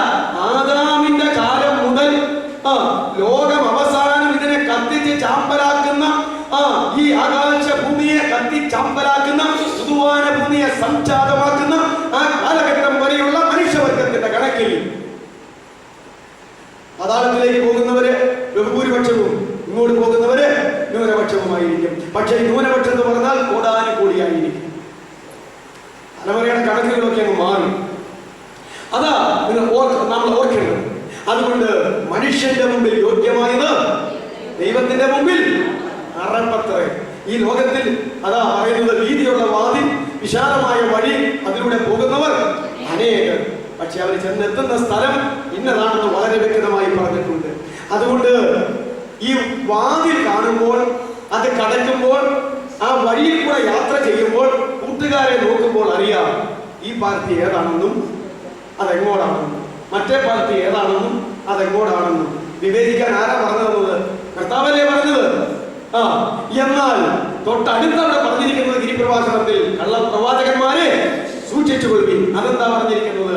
അവിടെ കള്ളപ്രവാചകന്മാരെ സൂക്ഷിക്കാൻ 2 വാതിൽ, 2 വഴിയും, 2 കൂട്ടരുടെയും 2 അന്ത്യസ്ഥാനികൾ പറഞ്ഞു കഴിഞ്ഞിട്ട് തൊട്ടടുത്ത് പറഞ്ഞിരിക്കുക കള്ളപ്രവാചകന്മാരെ സൂക്ഷിച്ചു കൊള്ളുവിൻ. അതെന്താ കാരണം അറിയാമോ? കള്ളപ്രവാചകന്മാരെന്ന് അവിടെ പറഞ്ഞിരിക്കുന്നത് യേശു തമ്പുരാൻ പറഞ്ഞ ഇടുക്കമുള്ള വാതില് വലിയ വാതിലാക്കുന്ന പ്രക്രിയ കള്ളപ്രവാചകന്മാര്. യേശു തമ്പുരാൻ പറഞ്ഞ ഞെരുക്കമുള്ള വഴി വീതിയായ വഴിയാക്കുന്നവരാ കള്ളപ്രവാചകന്മാര്. അവൻ ചെന്ന് ചേരുന്ന, അങ്ങോട്ട് യാത്ര ചെയ്യുന്ന ചുരുക്കം ആളുകളെ വിശാലമാക്കി തീർക്കുന്ന, എണ്ണമില്ലാത്തതാക്കി തീർക്കുന്ന പരിപാടി നടത്തുന്ന പാർട്ടികളുടെ പേരാണെന്ത്? കള്ളപ്രവാചകന്മാർ. അവരെ സൂക്ഷിച്ചോളാനാണ് പറഞ്ഞത്. അവരെയൊക്കെ അവരുടെ ഫലത്താൽ തിരിച്ചറിയാം. ഏത് മനുഷ്യനെയും അവരുടെ ഫലത്താൽ തിരിച്ചറിയാം എന്ന് പറഞ്ഞിട്ടുണ്ട്. അതുകൊണ്ട് ആ ഒരു കാര്യം നമ്മൾ മനസ്സിലാക്കണം. മനുഷ്യന്റെ മുമ്പിൽ, ഉന്നതമായ ദൈവത്തിന്റെ മുമ്പിൽ കറുപ്പത്രേ ന്യായപ്രമാണവും പ്രവാചകന്മാരും സ്നാപക യോഹന്നാൻ വരെ അതുമുതൽ ദൈവരാജ്യത്തെ ബലാത്കാരം ചെയ്ത് ബലാത്കാരികൾ അതിനെ പിടിച്ചടക്കുന്നു. അതുകൊണ്ട് ന്യായപ്രമാണത്തിൽ നിന്ന്, ദൈവവചനത്തിൽ നിന്നൊരു വള്ളിയെങ്കിലും പുള്ളിയെങ്കിലും ഒരു നാളും ഒഴിഞ്ഞു പോകത്തില്ല. അടുത്തത് എന്താണെന്നറിയാവോ? ഭാര്യയെ ഉപേക്ഷിച്ച് മറ്റൊരുത്തിയെ വിവാഹം കഴിക്കുന്നവനെല്ലാം വ്യഭിചാരം ചെയ്യുന്നു. ഭർത്താവ് ഉപേക്ഷിച്ചവളെ വിവാഹം കഴിക്കുന്നവരും വ്യഭിചാരം ചെയ്യുന്നു.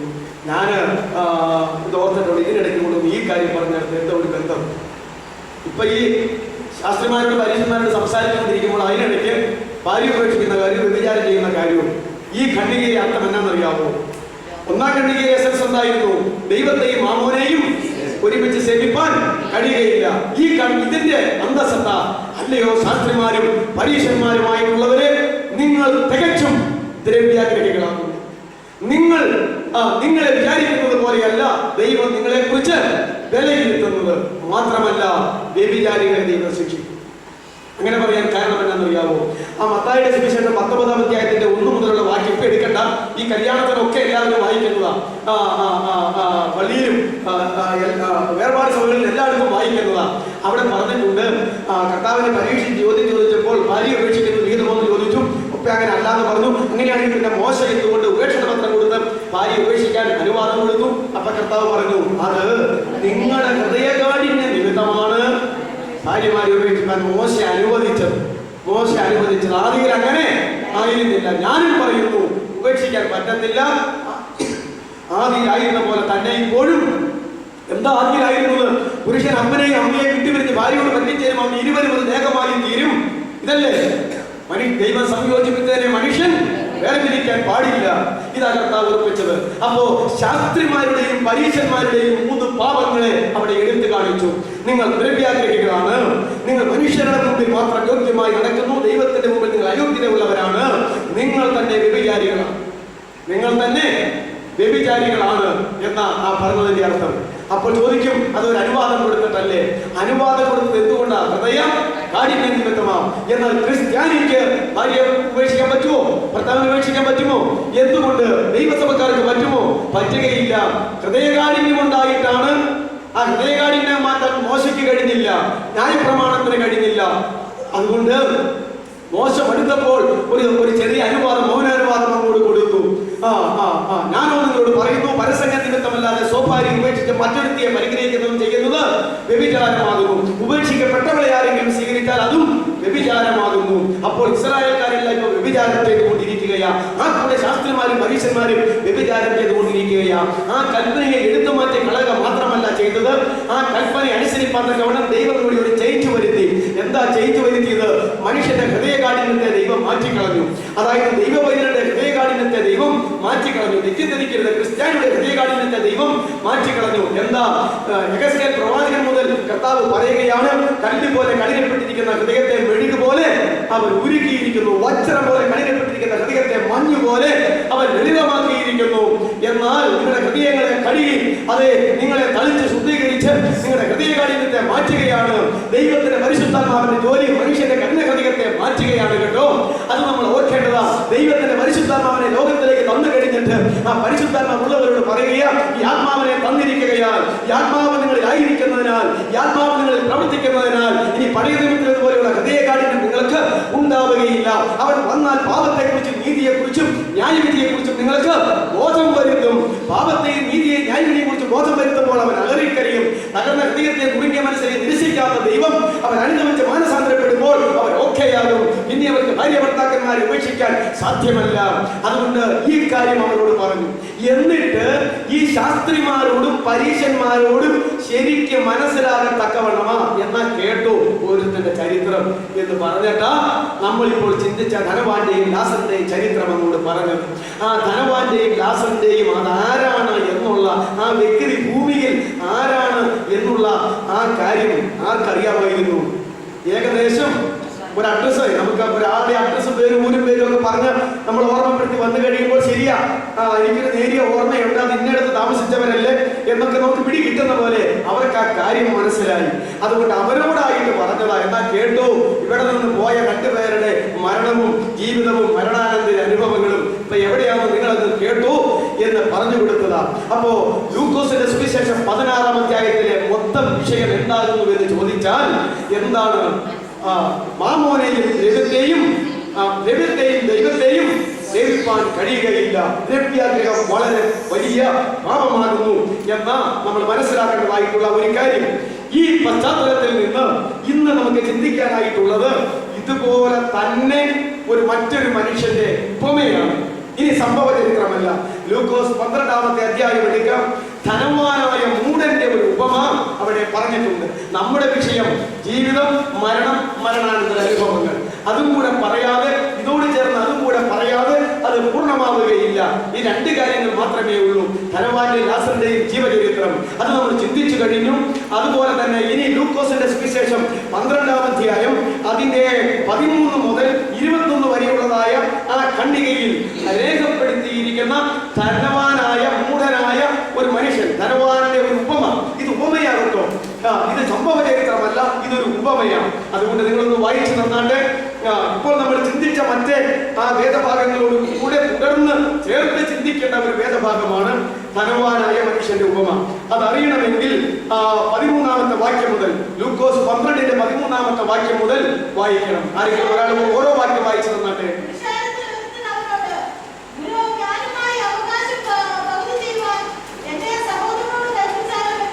മതി. കർത്താവ് ഒരു ശുശ്രൂഷ നടത്തി തീർന്ന് കഴിഞ്ഞപ്പോൾ അവിടെ ഇരുന്ന ജനക്കൂട്ടത്തിൽ നിന്ന് ഒരാൾ എഴുന്നേറ്റ് നിന്നുകൊണ്ട് കർത്താവിനോട് പറഞ്ഞു. എന്താ പറഞ്ഞത്? ഒരുത്തൻ അവനോട്, ഗുരു, നമ്മുടെ കർത്താവിനെ എങ്ങനെയാ വിളിച്ചത്? ഗുരുവേ എന്ന. ഗുരു, ഞാനുമായി അവകാശം പകുതി ചെയ്യുവാൻ എന്റെ സഹോദരനോട് കൽപ്പിച്ചാലും എന്ന് പറഞ്ഞു. എന്തെങ്കിലും ഒരു തെറ്റോ കുറ്റോ പാപകരമായ ഒരു കാര്യമാണോ ഈ മനുഷ്യൻ പറഞ്ഞത്? പച്ച മലയാളത്തിൽ പറഞ്ഞാൽ അവനും അവന്റെ സഹോദരനും തമ്മിൽ ഭാഗോടമ്പടി, സ്വത്ത് വേർതിരിക്കുന്ന ആ ഭാഗോടമ്പടിയുടെ കാര്യത്തിൽ പ്രശ്നമാണ്. അതൊന്ന് പറഞ്ഞ് വരി അവസാനിപ്പിക്കണം. എന്നാൽ നമ്മൾ മനസ്സിലാക്കുമ്പോൾ എന്നോട് ഇനിയൊന്നും പറയാനില്ല, നീ ഇത് ആരോട് പറഞ്ഞേച്ചാൽ മതി? എന്റെ സഹോദരനോട് പറഞ്ഞേച്ചാൽ മതി എന്ന് പറഞ്ഞാൽ എന്റെ ഡിമാൻഡാണ് ശരി. ആ ഡിമാൻഡ് അനുസരിച്ച് എന്റെ സഹോദരനെ നീ ഒന്ന് ആക്കി തീർത്ത് പ്രശ്നം ഒന്ന് പരിഹരിക്കണം. നമ്മളാണെങ്കിലോ ഇപ്പൊ എന്നോട് പറഞ്ഞു കഴിഞ്ഞാൽ ഞാൻ ക്ലാസ് കൊടുത്തിട്ട് ഞാനിപ്പോ തീർക്കാൻ പോയത്. നമ്മുടെ ജോലി എന്നതാണ് ഈ ലോകത്തിൽ ഒരു അച്ഛനോടല്ലാതെ സമുദായത്തിൽ പിന്നെ ആരോട് ഇങ്ങനെയാണ് പ്രശ്നം തീർക്കാൻ പറയുന്നത്? അത് വിശ്വാസികളാണെങ്കിൽ അല്ലേ, വേറെ പാടി സഭക്കാരാണെങ്കിൽ പാസ്റ്റോടല്ലാതെ പാസ്റ്ററെ കേട്ട പാടെ കേൾക്കാത്ത പാടെ എല്ലാം കൂടി പോയി കൂടിയിരിക്കുന്ന സമയത്ത് ഇരുത്തൂലല്ലോ. അപ്പൊ ഇങ്ങനെ അങ്ങ് പോവുക. കർത്താവിനോട് ഇത് പറഞ്ഞു ഇല്ലേ, പുരുഷാരം വേർപിരിഞ്ഞ് പോയില്ല, പ്രശ്നങ്ങൾ തീർന്നേ ഉള്ളൂ, ആശീർവാദം പറഞ്ഞു കഴിഞ്ഞത് എനിക്ക് അറിയത്തില്ല. അപ്പോൾ അവരിത്ര എഴുന്നേറ്റ് അത് പറയുന്നത് ആ പശ്ചാത്തലം നമ്മളൊന്ന് മനസ്സിലാക്കാൻ വേണ്ടിയിട്ട അവനോട് അവൻ ഈ ഏറ്റുനിന്ന് ഈ പ്രശ്നം ഉന്നയിച്ച വ്യക്തിയോട് കർത്താവ് പറഞ്ഞു. വായിച്ചേ.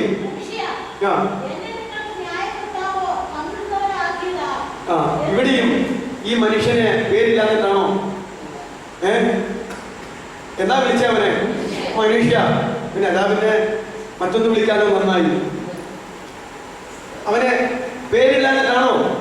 സഹോദര എന്നോ മകനെ എന്നോ അല്ലെങ്കിൽ പേര് വിളിക്കാമല്ലോ. അവനെ മനുഷ്യ, എന്നെ നിങ്ങൾക്ക് ന്യായകർത്താവ് പങ്കിടുന്നവനോ ആക്കിയത് ആര് എന്ന് ചോദിച്ചു. ഈ വിഷയത്തിൽ എന്നെ മധ്യസ്ഥനും പങ്കിടുന്നവനും നിങ്ങളുടെ പാർട്ടീഷൻ നടത്താൻ മധ്യസ്ഥ പറയാനൊക്കെ ആരാടാ എന്നെ ആക്കി വെച്ചത് എന്നാ ചോദിച്ചത്. പെട്ടെന്ന് നമുക്ക് തോന്നുന്നു നമ്മുടെ കർത്താവ് ഒരു മര്യാദ കേട്ട വർത്താനാണെന്ന് പറയണേ. മര്യാദ കേട്ടൊന്നും ഉണ്ടായിട്ടല്ല, ഏത് മനുഷ്യന്റെയും മുഖം നോക്കിയല്ല കർത്താവ് പറയുന്നത്, പിന്നെയോ ഹൃദയം നോക്കിയേ പറയൂ. അതാ കുഴപ്പം. ഈ മുഖം നോക്കുമ്പോഴല്ലേ ഒന്നും വരാതെ വരുന്നത്. കർത്താവ് മുഖം കാണുന്നില്ല, അതിന് മുമ്പേ എന്നതാ കാണുന്നത്? ഹൃദയം. അത് നോക്കി വെച്ചാ ഈ പറയുന്നത്. കർത്താവ് ഒന്നാന്തരം സ്കാൻ ചെയ്യുന്നയാളാ, അതിന് വലിയ വിഷയമൊന്നുമില്ല. ഇങ്ങനെയൊന്ന് നോക്കിയാൽ മതി. നോക്കണ്ടല്ലോ, പേര് പറഞ്ഞാൽ പോരെ പോരെ. അതാ ഇതിന്റെ കാര്യം. ഇന്നൊരു കാസറ്റ് കേട്ടു, അജിത് കുമാർ എന്ന് പറയുന്ന ജോസ് ബാസിന്റെ കാസറ്റ് തന്നാൽ അതിങ്ങനെ കേട്ടോണ്ടിരിക്കുമ്പോൾ ഓർക്കാൻ പറ്റിയ വിഷയമെന്ന്. അപ്പൊ ഞാൻ എന്റെ ഭാര്യയോട് പറഞ്ഞു, ഇന്ന് ഞാൻ ഈ വിഷയം ഇവിടെ എടുക്കാനിരിക്കും, അപ്പൊ ഇത് ഇച്ചിരി ഒന്ന് കേൾക്കാനിടയായാലും നന്നായി. അപ്പൊ അയാളുടെ ഭാഷയിൽ കർത്താവ് അവരെ ഡിസ്മിസ് ചെയ്തു. ആ കൂട്ടത്തിൽ കടക്കടാ വിളി, ഗെറ്റ് ഔട്ട്, ഇത്രയും പറഞ്ഞേച്ച്. ഗെറ്റ് ഔട്ട് ചെയ്യുന്ന പിന്നെ ഇതിനകത്തില്ല. അങ്ങനെ നമുക്ക് തോന്നുള്ളൂ അല്ലേ? അങ്ങനെയല്ലേ പറഞ്ഞത്? അതിപ്പോ വായിക്കുമ്പോൾ നമുക്ക് മനസ്സിലാകും. പിന്നെ അവനോട് അവനവന്റെ വഴിക്ക് പോയി. പിന്നെ ഇന്നത്തെ കാര്യം പറഞ്ഞ ആരോടാ? അവിടെ ഇരുന്ന ആളുകളോട്. പിന്നെ അവരോട് സകല ദ്രവ്യാഗ്രഹവും സൂക്ഷിച്ച് ഒഴിഞ്ഞുകൊള്ളു. അതായത് ദൂത്. ഈ ദൂത് എന്നൊക്കെ പറഞ്ഞെങ്കിലേ ആളുകൾക്ക് ഇന്നൊരു പ്രത്യേകിച്ച് വേർപാടുകാർക്ക് ദൂത് ദൂത് പറയാനായിട്ട് ഏരിയയിൽ ആരുടെ എടുക്കലാ പോണെന്ന് ചോദിച്ചു കഴിഞ്ഞാൽ ഒന്നുമില്ല. എന്റെ കർത്താവ് 3.5 കൊല്ലം കൊണ്ട് പറഞ്ഞ ദൂത് മുഴുവൻ ഇതിനകത്ത് കിടപ്പുണ്ട്.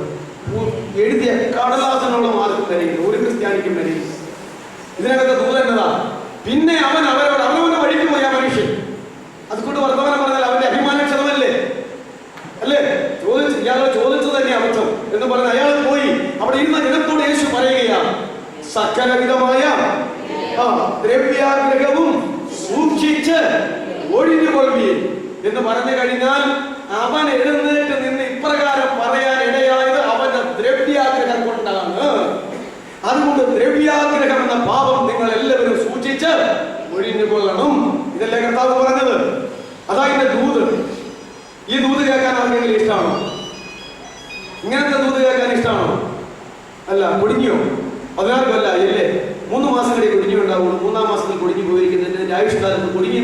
തലവേദന ഉണ്ടാവില്ല എന്ന് പറഞ്ഞാൽ അത് ദൂത ഏറ്റെടുക്കും. ഇന്നേക്ക് 3.5 മാസം കഴിയുമ്പോൾ നിന്റെ മകനോ മകളോ പാശ്ചാത്യ നാടുകളിലേക്കോ ഗൾഫിലേക്കോ പോയി നല്ല ജോലി നല്ല വരുമാനം ഉണ്ടാകാനായിട്ട് സാധ്യതയോടെ ദൈവം പറയുന്നു, ഏറ്റെടുത്തു. കൊള്ളാം, ആ ദൂത് കേൾക്കാൻ വളരെ ഇഷ്ടം. ഇങ്ങനത്തെ ദൂതല്ലാതെ ഇത് കൂട്ടി ജീവിതത്തെ സ്പർശിക്കുന്ന, രഹസ്യങ്ങളെ പുറത്താക്കുന്ന, സ്വർഗരാജ്യത്തിൽ അവനെ കൊണ്ട് എത്തിക്കുന്ന ഏതെങ്കിലും ഒരു ദൂത് ആരെങ്കിലും ഇന്ന് കേൾക്കാൻ താല്പര്യമുണ്ടോ? ഇല്ല, താല്പര്യമില്ല. അതുകൊണ്ടാണല്ലോ ഈ കർത്താവിനെ വിട്ട്, കർത്താവിന്റെ ദൂത് വിട്ട്, പരിശുദ്ധാത്മാവിന്റെ ദൂത് വിട്ട്, അപ്പോസ്തലന്മാരുടെ ദൂത് വിട്ട് ഇത് ഇത്രയും കിടക്കുമ്പോൾ ആ ഒരു ദൂതും ശരിയാക്കാത്ത ആളുകളെല്ലാം ഇതിങ്ങനെ കള്ളപ്രവാചകന്മാരുടെ കൂടെ പോകുക. അവരുടെ പേരാ അവിടെ പറഞ്ഞത്. എന്റെ വാതിൽ വലുതാക്കി, എന്റെ വഴി വലുതാക്കി, ഞാൻ അതിലെ പോകുന്ന ചുരുക്കം ആളുകളെ ഭൂരിപക്ഷമാക്കി എല്ലാത്തിനെയും നാശത്തിലേക്ക് വേണ്ടി എത്തിക്കുന്ന കണ്ടാലും കേട്ടാലും മനസ്സിലാകില്ലാത്ത കള്ളപ്രവാചകന്മാരെ നിങ്ങൾ എന്ത് ചെയ്തു കൊള്ളണം? സൂക്ഷിച്ചു കൊള്ളണം. എവിടെ ഒറിജിനൽ ഉണ്ടോ അവിടെയെല്ലാം ഡ്യൂപ്ലിക്കേറ്റ് ഉണ്ട്. ഡ്യൂപ്ലിക്കേറ്റ് ഒറിജിനൽ ഇല്ലാതെ എന്തില്ല. ഞാൻ ഇന്നാളൊരിക്കൽ ചോദിച്ചതാ, 5000ന്റെ കള്ളനോട്ടൊന്ന് കാണിച്ചു തരാമോ? തൽക്കാലം കാണിക്കാൻ പറ്റത്തില്ല, കാരണം 5000ന്റെ നല്ല നോട്ട് അടിച്ചിട്ടില്ലെന്നാണ് അറിയുന്നത്. അതുകൊണ്ട് 5000ന്റെ ഏതെങ്കിലും കള്ളനോട്ട് എവിടെയെങ്കിലും നിങ്ങൾ കാണുമോ? ഈ അടുത്തേടാ ഇല്ല. എന്നാൽ 1000ന്റെ കള്ളനോട്ടില്ലേ, 500ന്റെ ഇല്ലേ? അതേ ഉള്ളെന്നാ പറയണത്. അപ്പൊ ഞാൻ പറഞ്ഞത്, എവിടെ ഒറിജിനൽ ഉണ്ടോ അതിനെല്ലാം എന്തുണ്ട്? ഡ്യൂപ്ലിക്കേറ്റ് ഉണ്ട്. 2 Corinthians 12 പോയി വായിച്ചു നോക്കുക. 2 യേശു, 2 ആത്മാവ്, 2 സുവിശേഷം, 2 തരം ശുശ്രൂഷക്കാര്, 2 തരം ശുശ്രൂഷകൾ.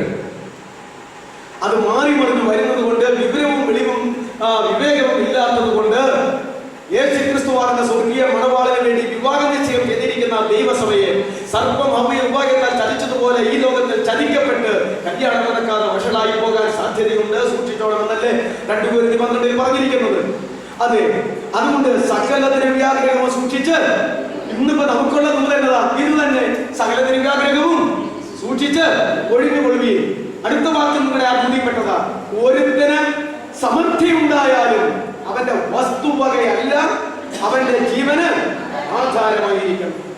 ഒരുത്തന് ഭൗതിക സമൃദ്ധി ഉണ്ടായാലും അവന്റെ വസ്തുവകയല്ല അവന്റെ ജീവന് ആധാരമായിരിക്കുന്നത്. ഒരു മനുഷ്യന്റെയും ഭൗതിക വസ്തുവകകൾ അവന്റെ ജീവനാധാരമാവുന്നത്.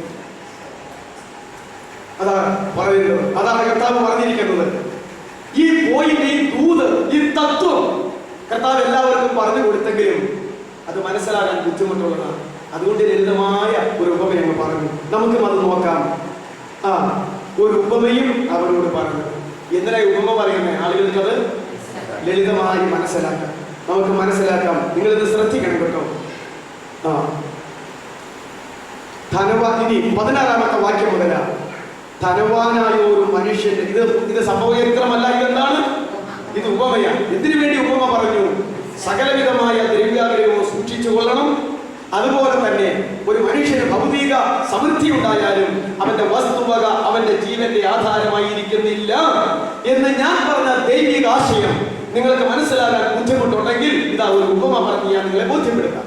അതാണ് കർത്താവ് പറഞ്ഞത്. ധനവാനായ ഒരു മനുഷ്യന്റെ ഭൂമി നന്നായി വിളഞ്ഞു. ഓർക്കാപ്പുറത്ത് നിങ്ങൾ പറയും മരുന്ന് അടിച്ചിട്ട് മഴ പറ്റിയിട്ടല്ല, അത് ചെയ്തിട്ടുണ്ടാക്കുന്ന വിളവല്ല, ഭയങ്കര വിളവ്. എത്ര മീനിയാണെന്നും എനിക്ക് അറിയത്തില്ല, നന്നായി വിളഞ്ഞു. ഞാൻ നിങ്ങളോട് ചോദിക്കട്ടെ, ഒരു മനുഷ്യന്റെ ഭൂമി ഒരിക്കൽ നന്നായി വിളഞ്ഞു പോയതിന് ഇപ്പൊ അവന് നിങ്ങൾ തെറ്റ് ചെയ്തതാണ്? ആണോ? ഈ ലോകത്തിൽ ആരെങ്കിലും തെറ്റ് ചെയ്തതാണോ? അല്ല, ആരും തെറ്റ് ചെയ്തിട്ടല്ല. നല്ലൊരു കാര്യമല്ലേ? നമ്മുടെ തലമുറയിടങ്ങൾ, നമ്മുടെ വസ്തുവകകൾ, നമ്മുടെ കാർഷികമായ ആദായങ്ങൾ. പാലസ്റ്റൈൻ നാടിനെ സംബന്ധിച്ചിടത്തോളം അത്തിത്തോട്ടം, ഒലിവ് തോട്ടം, മുന്തിരിത്തോട്ടം, യവപ്പാടം, ഗോതമ്പ് പാടം, ഇങ്ങനെയൊക്കെയുള്ള വൃക്ഷങ്ങൾ, മറ്റ് ഈ പഴവർഗ്ഗങ്ങളൊക്കെ മധ്യപൗരസ്ത്യ ദേശത്ത് ഉള്ളതാ. വേദപുസ്തക നാട്ടിൽ ഉള്ളത് ഇതൊക്കെയാണ്. ആ കാലഘട്ടത്തിൽ അവന്റെ വസ്തുവക നന്നായി വിളഞ്ഞു. അപ്പോൾ അവൻ നന്നായി വിളഞ്ഞപ്പോൾ അതിന്റെ ഓണർ, ഉടമസ്ഥൻ, ആ ധനവാൻ, ഞാൻ എന്ത് ചെയ്യുന്നു? വിഷമായി. ഇത്രയും നാളും ആലോചിച്ചില്ലായിരുന്ന ധനവാൻ, നിരാശയില്ലാതിരുന്ന ധനവാൻ, പ്രശ്നമില്ലാതിരുന്ന ധനവാൻ തുടങ്ങി ഞാൻ എന്ത് ചെയ്യുന്നു? അതായി കുഴപ്പം. ഒരു കാര്യം ഓർക്കണം, ഈ അന്ത്യകാലത്തെ ക്രിസ്തീയ സഭകളുടെ മതങ്ങളുടെ അവസ്ഥ വെളിപ്പാട് പുസ്തകം 3-ാം അധ്യായത്തിന്റെ അവസാനത്തിൽ രേഖപ്പെടുത്തിയിട്ടുണ്ടല്ലോ. ലവോദിക്കിയ സഭയുടെ ദൂതി ഇല്ലേ? അവിടെ എന്താ പറഞ്ഞിരിക്കുന്നത്? ദാരിദ്ര്യം കൊണ്ട് ആ സഭ പ്രശ്നം അനുഭവിക്കുന്നു എന്നല്ല, സമ്പൽ സമൃദ്ധി കൊണ്ട് ആ സഭ എന്ത് ചെയ്യേണ്ടതെന്ന് അറിയാതെ ബുദ്ധിമുട്ടുന്നു. ഞാൻ ധനവാൻ, ഞാൻ സമ്പന്നൻ, എനിക്കൊന്നിനും മുട്ടില്ല എന്ന് പറഞ്ഞുകൊണ്ട്, ചുമ്മാ പറയുകയല്ല എന്ന് പറഞ്ഞുകൊണ്ട് എന്റെ കാഴ്ചപ്പാടിൽ ദരിദ്രൻ, അരിഷ്ടൻ, അത് പോട്ടെ. അപ്പോ ലവോദിക്കിയ സഭയുടെ അവസ്ഥ എന്താ? അവൻ സമ്പന്നൻ, അവൻ ധനവാൻ, ഒന്നിനും മുട്ടില്ലാത്ത ഒരവസ്ഥ എന്ന് പറഞ്ഞ പോലെയാ. ഞാൻ എന്ത് ചെയ്യേണ്ടു? എന്റെ വിളവ് കൂട്ടിവയ്ക്കുവാൻ സ്ഥലം പോരാ എന്നുള്ളിൽ വിചാരിച്ചു. അന്നത്തെ കാലത്ത് ഇത് കൊയ്ത്ത് വ്യതിയാനൊക്കെയുള്ള കളപ്പുരകളും അതിന് മിറ്റവും എല്ലാം ഉണ്ട്. ഈ ധാന്യങ്ങളെല്ലാം സൂക്ഷിക്കാനായിട്ട് പ്രത്യേക കളപ്പുരകളുണ്ട്. യവം, ഗോതമ്പ്, മറ്റ് ഉള്ള വിളവുകളെല്ലാം സൂക്ഷിച്ചു വെക്കാനായിട്ടുള്ള കളപ്പുരകളുണ്ട്. സ്ഥലം പോരാ എന്നുള്ളിൽ വിചാരിച്ചു. അവൻ നോക്കിയപ്പോൾ നിലവിലുള്ള അവന്റെ കുറ്റം പോരാ, അവന്റെ കളപ്പുരകൾ പോരാ. നോക്കിക്കേ, എല്ലാം പൊളിച്ചു പണി കേട്ടിരിക്കുന്നു. ഇങ്ങനെ വന്നാലും വലിയ പാട് അല്ലേ? പോരാ എന്ന് വിചാരിച്ചു. പിന്നെ അവൻ പറഞ്ഞത്, അവൻ ചിന്തിച്ച് അവസാനം അവൻ എന്താ സംസാരിച്ചത്? ഞാൻ ഇത് ചെയ്യും, എന്റെ കളപ്പുരകളെ ഒളിച്ച് അധികം വലിയ പണിത് എന്റെ വിളവും വസ്തുവകയും എല്ലാം അതിൽ കൂട്ടിവെക്കും. അല്ലാതെ പിന്നെ എന്ത് ചെയ്യാനാ? പറമ്പിക്കൊണ്ടിടാൻ പറ്റുമോ? ഒരു തെറ്റുമില്ല. ഇങ്ങനെയൊക്കെ വിളവുണ്ടായാൽ ഇതൊക്കെ പൊളിച്ചു പണിത് സംഭരിക്കുക, അല്ലാതെ മറ്റ് യാതൊരു മാർഗവും ഭൂമിയിലില്ല. എല്ലാം പൊളിച്ചു പണിത് ശരിയാക്കി കൊയ്ത്ത് മതി എല്ലാം വിളവെടുത്ത് കുട്ടിവെച്ച് കഴിഞ്ഞിട്ട് പറയുകയാ, സ്വരൂപിച്ചു വെച്ചിരിക്കുന്നു. ഇനി എന്ത് ചെയ്യണം? ആശ്വസിക്കുക, തിന്നുക, കുടിക്കുക, ആനന്ദിക്കുക. ഇതെല്ലാം കുട്ടിവെച്ച് കഴിഞ്ഞിട്ട് 4 കാര്യം ചെയ്യും. എന്നതാ? തിന്നുക, കുടിക്കുക, ആനന്ദിക്കുക, ആശ്വസിക്കുക. ആശ്വസിക്കുക, തിന്നുക, കുടിക്കുക, ആനന്ദിക്കുക എന്ന് പറഞ്ഞു. നല്ല 4 കാര്യങ്ങൾ. ആശ്വസിക്കുക, തിന്നുക, കുടിക്കുക, ആനന്ദിക്കുക. അവന്റെ കാര്യം തീർന്നു. ദൈവമോ അവനോട് മൂഢ. ആദ്യം ഇവന്റെ പേരെന്നാ വിളിച്ചേ? അല്ല, വേറെ ഇവന്റെ പേര് മനുഷ്യന്ന് വിളിച്ചു. ഇവിടെ പറഞ്ഞു ധനവാനായ ഒരു മനുഷ്യന്റെ. ഇവനെ എങ്ങനെയാ വിളിച്ചത്? ധനവാനായ മനുഷ്യൻ. ഇപ്പോൾ ഇവനെ എന്താ വിളിച്ചിരിക്കുന്നത്? മൂഢ. ഈ രാത്രിയിൽ നിന്റെ പ്രാണനെ നിന്നോട് ചോദിക്കും. ഈ രാത്രിയിൽ നിന്റെ പ്രാണനെ എടുക്കാൻ പോവാ, മരിക്കാൻ പോവാ, മരിപ്പിക്കാൻ പോവാ എന്ന് പറഞ്ഞതിന്റെ അർത്ഥം നിന്റെ ആത്മാവിനെ എടുക്കാൻ പോവാ. നിന്റെ പ്രാണനെ, ഈ രാത്രിയിൽ നിന്റെ പ്രാണനെ നിന്നോട് ചോദിക്കും. പിന്നെ നീ ഒരുക്കി വെച്ചത് ആർക്കാവും? ഈ രാത്രിയിൽ നിന്റെ പ്രാണനെ മൂഢ, ഈ രാത്രിയിൽ നിന്റെ പ്രാണനെ ഞാൻ എടുക്കും. നീ ഒരുക്കിയത് ആർക്കാവും? അതാ ചോദിച്ചത്. ദൈവം അവരെങ്ങനെയാ വിളിച്ചത്? ആദ്യം ധനവാനായ മനുഷ്യനെന്ന് വിളിച്ചു. പക്ഷേ അവസാനം വന്നപ്പോൾ അവരെ എന്ത് വിളിച്ചു? മൂഢ. സങ്കീർത്തനത്തിൽ 2 പ്രാവശ്യം ഇങ്ങനെ വിളിക്കുന്നുണ്ട്. ദൈവമില്ല എന്ന് മൂഢൻ തന്റെ പറയുന്നു. 2 സങ്കീർത്തനത്തിൽ. ഞാൻ എണ്ണം മറന്നുപോയി. 14 സങ്കീർത്തനമാണോ? 14, പിന്നെ മറ്റൊരു സങ്കീർത്തനത്തിൽ ഒരുപോലെ ഇരിക്കുന്നു. വായിച്ചു നോക്കുമ്പോ ദൈവമില്ല എന്ന് മൂഢൻ തന്റെ ഹൃദയത്തിൽ പറയുന്നു. അപ്പോ ഇവൻ ആരോടാ പറഞ്ഞത്? ഭാര്യയോടാണോ പറഞ്ഞത്? മക്കളോടാണോ പറഞ്ഞത്? അയൽക്കാരോടാണോ പറഞ്ഞത്? അവൻ അവനോട് തന്നെ പറഞ്ഞു. അവൻ അവന്റെ അന്തർഗതമാണ് പറയുന്നത്. അപ്പോ ദൈവമില്ല എന്ന് മൂഢൻ തന്റെ ഹൃദയത്തിൽ പറയുന്നു. അപ്പോ ഇതിന് വേറൊരു വ്യാഖ്യാനമുണ്ട്. ദൈവമില്ല എന്ന് ഹൃദയത്തിൽ പറയുന്നവനെല്ലാം മൂഢന്മാരാകുന്നു. ആരാണ് മൂഢൻ? ദൈവമില്ല എന്ന് വാഗുകൊണ്ട് പറയുന്നവനല്ല, ഹൃദയത്തിൽ പറയുന്നവൻ. ഈ കമ്മ്യൂണിസ്റ്റുകാർക്ക്, ഇപ്പോഴത്തെ അല്ല, ശരിക്കും കാരൽ മാർക്സിന്റെ തത്വമൊക്കെ പറഞ്ഞിട്ടുള്ളവർ ദൈവവിശ്വാസിയാവുമോ? ഇല്ല. ഇപ്പോഴത്തെ കമ്മ്യൂണിസ്റ്റുകാർക്ക് ഏറെപ്പാകമംഗലം പോരാമയിൽ എന്ന് പറഞ്ഞൊരു സൂചന പ്രസംഗം പറഞ്ഞു. ഇപ്പോഴത്തെ കമ്മ്യൂണിസ്റ്റുകാർക്ക് എന്ത് വിവരമുണ്ട്? EMS സിന്ദാബാ, AKD സിന്ദാബാ, അവൻ സിന്ദാബാ, ഇവൻ സിന്ദാബാ എന്ന് 4 മുദ്രാവാക്യം വിളിക്കാനല്ലാതെ കാരൽ മാർക്സിന്റെ തത്വവും ഫിലോസഫിയോ ഒന്നും പഠിച്ചിട്ടുണ്ടോ? പഠിച്ചിട്ടാണോ ഇറങ്ങിയിരിക്കുന്നത്? അല്ല, ഞാൻ നടത്തിയിരുന്ന ഇടവകയിൽപ്പെട്ട ഒരാൾ പറഞ്ഞു, അപ്പൊ താനെന്തിനാ പാർട്ടി മീറ്റിംഗ് പോകുന്നത് ചോദിച്ചപ്പം അപ്പനും അമ്മയും മറക്കാൻ പറഞ്ഞു. അത് പറഞ്ഞിട്ട് എനിക്ക് പാർട്ടി വേണമെന്ന് പറഞ്ഞ് ഞാൻ ഇങ്ങോട്ട് പറഞ്ഞു. അപ്പൊ എനിക്കത് ഇഷ്ടപ്പെട്ടു. ശരി, കമ്മ്യൂണിസ്റ്റുകാരൻ ആരെ മറക്കണം? അപ്പനും അമ്മയും. അത് മാത്രം പോരാ, ഏത് വിശ്വാസമില്ല. കമ്മ്യൂണിസ്റ്റ് തത്വസമിതി ദൈവവിശ്വാസം മൂഢതയാണ്, ദൈവവിശ്വാസമില്ല. അതുകൊണ്ട് അതുകൊണ്ട് ഈ ദൈവമില്ലെന്ന് പറയുന്നത് ആരാ? നിരീശ്വരവാദികൾ, കമ്മ്യൂണിസ്റ്റുകാരുമാണ്. ഒരു വെപ്പ്, ഒരു പാരമ്പര്യം. എന്നാൽ ബൈബിൾ പറയുന്നു ദൈവമില്ല എന്ന് ഹൃദയത്തിൽ പറയുന്നവനാ മൂഢൻ, വാഗുകൊണ്ട് പറയുന്നവനല്ല. നിങ്ങൾക്ക് കാര്യം മനസ്സിലായോ? ദൈവം ഉണ്ട് ഉണ്ട് ഉണ്ട് എന്നാൽ ഈ ക്രിസ്ത്യാനികൾ മുഴുവൻ പറഞ്ഞു നടക്കും. പക്ഷെ അവരുടെ ഹൃദയം പറയുന്നു ദൈവമില്ല ഇല്ല ഇല്ല. നിരീശ്വരവാദികളും കമ്മ്യൂണിസ്റ്റുകാരും അങ്ങനെ അവരൊക്കെ വായെടുത്തായിട്ടേ പറയുന്നുള്ളൂ ദൈവമില്ല ഇല്ല. പക്ഷെ ദൈവം ഉണ്ടെന്നുള്ള പണി അവർ ചെയ്യുന്നുണ്ട്, ദൈവം ഉണ്ടെന്നുള്ളത് വരെ അവർ ജീവിക്കുന്നു. ശരിയല്ലേ? ഇന്നത്തെ കാലത്ത് അങ്ങനെയാണ് ഇല്ലേ? പണ്ടൊരാണ്ട് ചോദിച്ച കണക്ക് ഉപദേശിയോട് ചോദിച്ചു, മാനസാന്തരപ്പെടുത്താൻ ചെന്നപ്പോൾ വലിയ ഇഞ്ചി കൃഷിക്കാരനാണ് തോമാച്ച ക്ലാസ്സിൽ തന്നെ എന്നാ ചായ പറഞ്ഞത്, എന്റെ ഇഞ്ചി കൃഷിയോടുള്ള താല്പര്യവും ഇൻട്രസ്റ്റും ആത്മാർത്ഥതയും അഭിരുചിയും അതിനു വേണ്ടിയിട്ടുള്ള തന്നെ തന്നെ ത്യജിക്കുന്ന സ്വഭാവവും നിന്റെ ഉപദേശം പഠിക്കുമ്പോൾ ഉപദേശം ഇറങ്ങിപ്പോയി. മാനസാന്തരപ്പെടുത്താൻ ചെന്നതാ സുവിശേഷം പറയാം. ഈ ഇഞ്ചി കൃഷിക്കാരൻ ചോദിക്കുക, ഈ ഇഞ്ചി കൃഷിയോടുള്ള എൻ്റെ ആത്മാർത്ഥത, എൻ്റെ ശ്രദ്ധ, എൻ്റെ ലക്ഷ്യം അത്രയുമെങ്കിലും നിനക്ക് നിന്റെ സുവിശേഷത്തോടുള്ള കർത്താവിനോട് ആത്മാർത്ഥത്തോടെന്ന് ചോദിച്ചു കഴിഞ്ഞപ്പോൾ ഉപദേശി പോയെന്നാണ്. ഉപദേശി ആത്മാർത്ഥം ഉണ്ടാക്കി ഇറങ്ങിയതല്ല, വീട്ടിൽപ്പെടുമ്പോൾ ഇറങ്ങി. ശരിയല്ലേ? ഞാൻ പറഞ്ഞത് ഇതാണ് അതിന്റെ വസ്തുത. ദൈവമില്ല എന്ന് ഹൃദയത്തിൽ പറയുന്നവരാണ് മൂഢൻ. കാരണം ദൈവം സംസാരം മാത്രം കണ്ടുകൊണ്ടിരിക്കുവല്ല, മുഖം മാത്രം കണ്ടുകൊണ്ടിരിക്കുവല്ല, ചിരി മാത്രം കണ്ടുകൊണ്ടിരിക്കുവല്ല, ഈ ഭാവവ്യത്യാസം മാത്രം ശ്രദ്ധിച്ചുകൊണ്ടിരിക്കുവല്ല. ഞാൻ ആദ്യമേ പറഞ്ഞു, അവൻ നോക്കുന്നത് ആരുടെയും എവിടെയാണ് നോക്കുന്നത്? ഹൃദയത്തിൽ. ഹൃദയത്തിൽ ദൈവമുണ്ടോ ഇല്ലയോ എന്ന് ദൈവം നോക്കിക്കൊണ്ടിരിക്കുകയാണ്. ഇവിടെ പറയുക, എടാ മൂഢ, ബൈബിളിൽ സങ്കീർത്തനത്തിൽ പറയുന്നു ദൈവമില്ല എന്ന് മൂഢൻ തന്റെ ഹൃദയത്തിൽ പറയുന്നു. ഹൃദയത്തിൽ പറയുന്നു.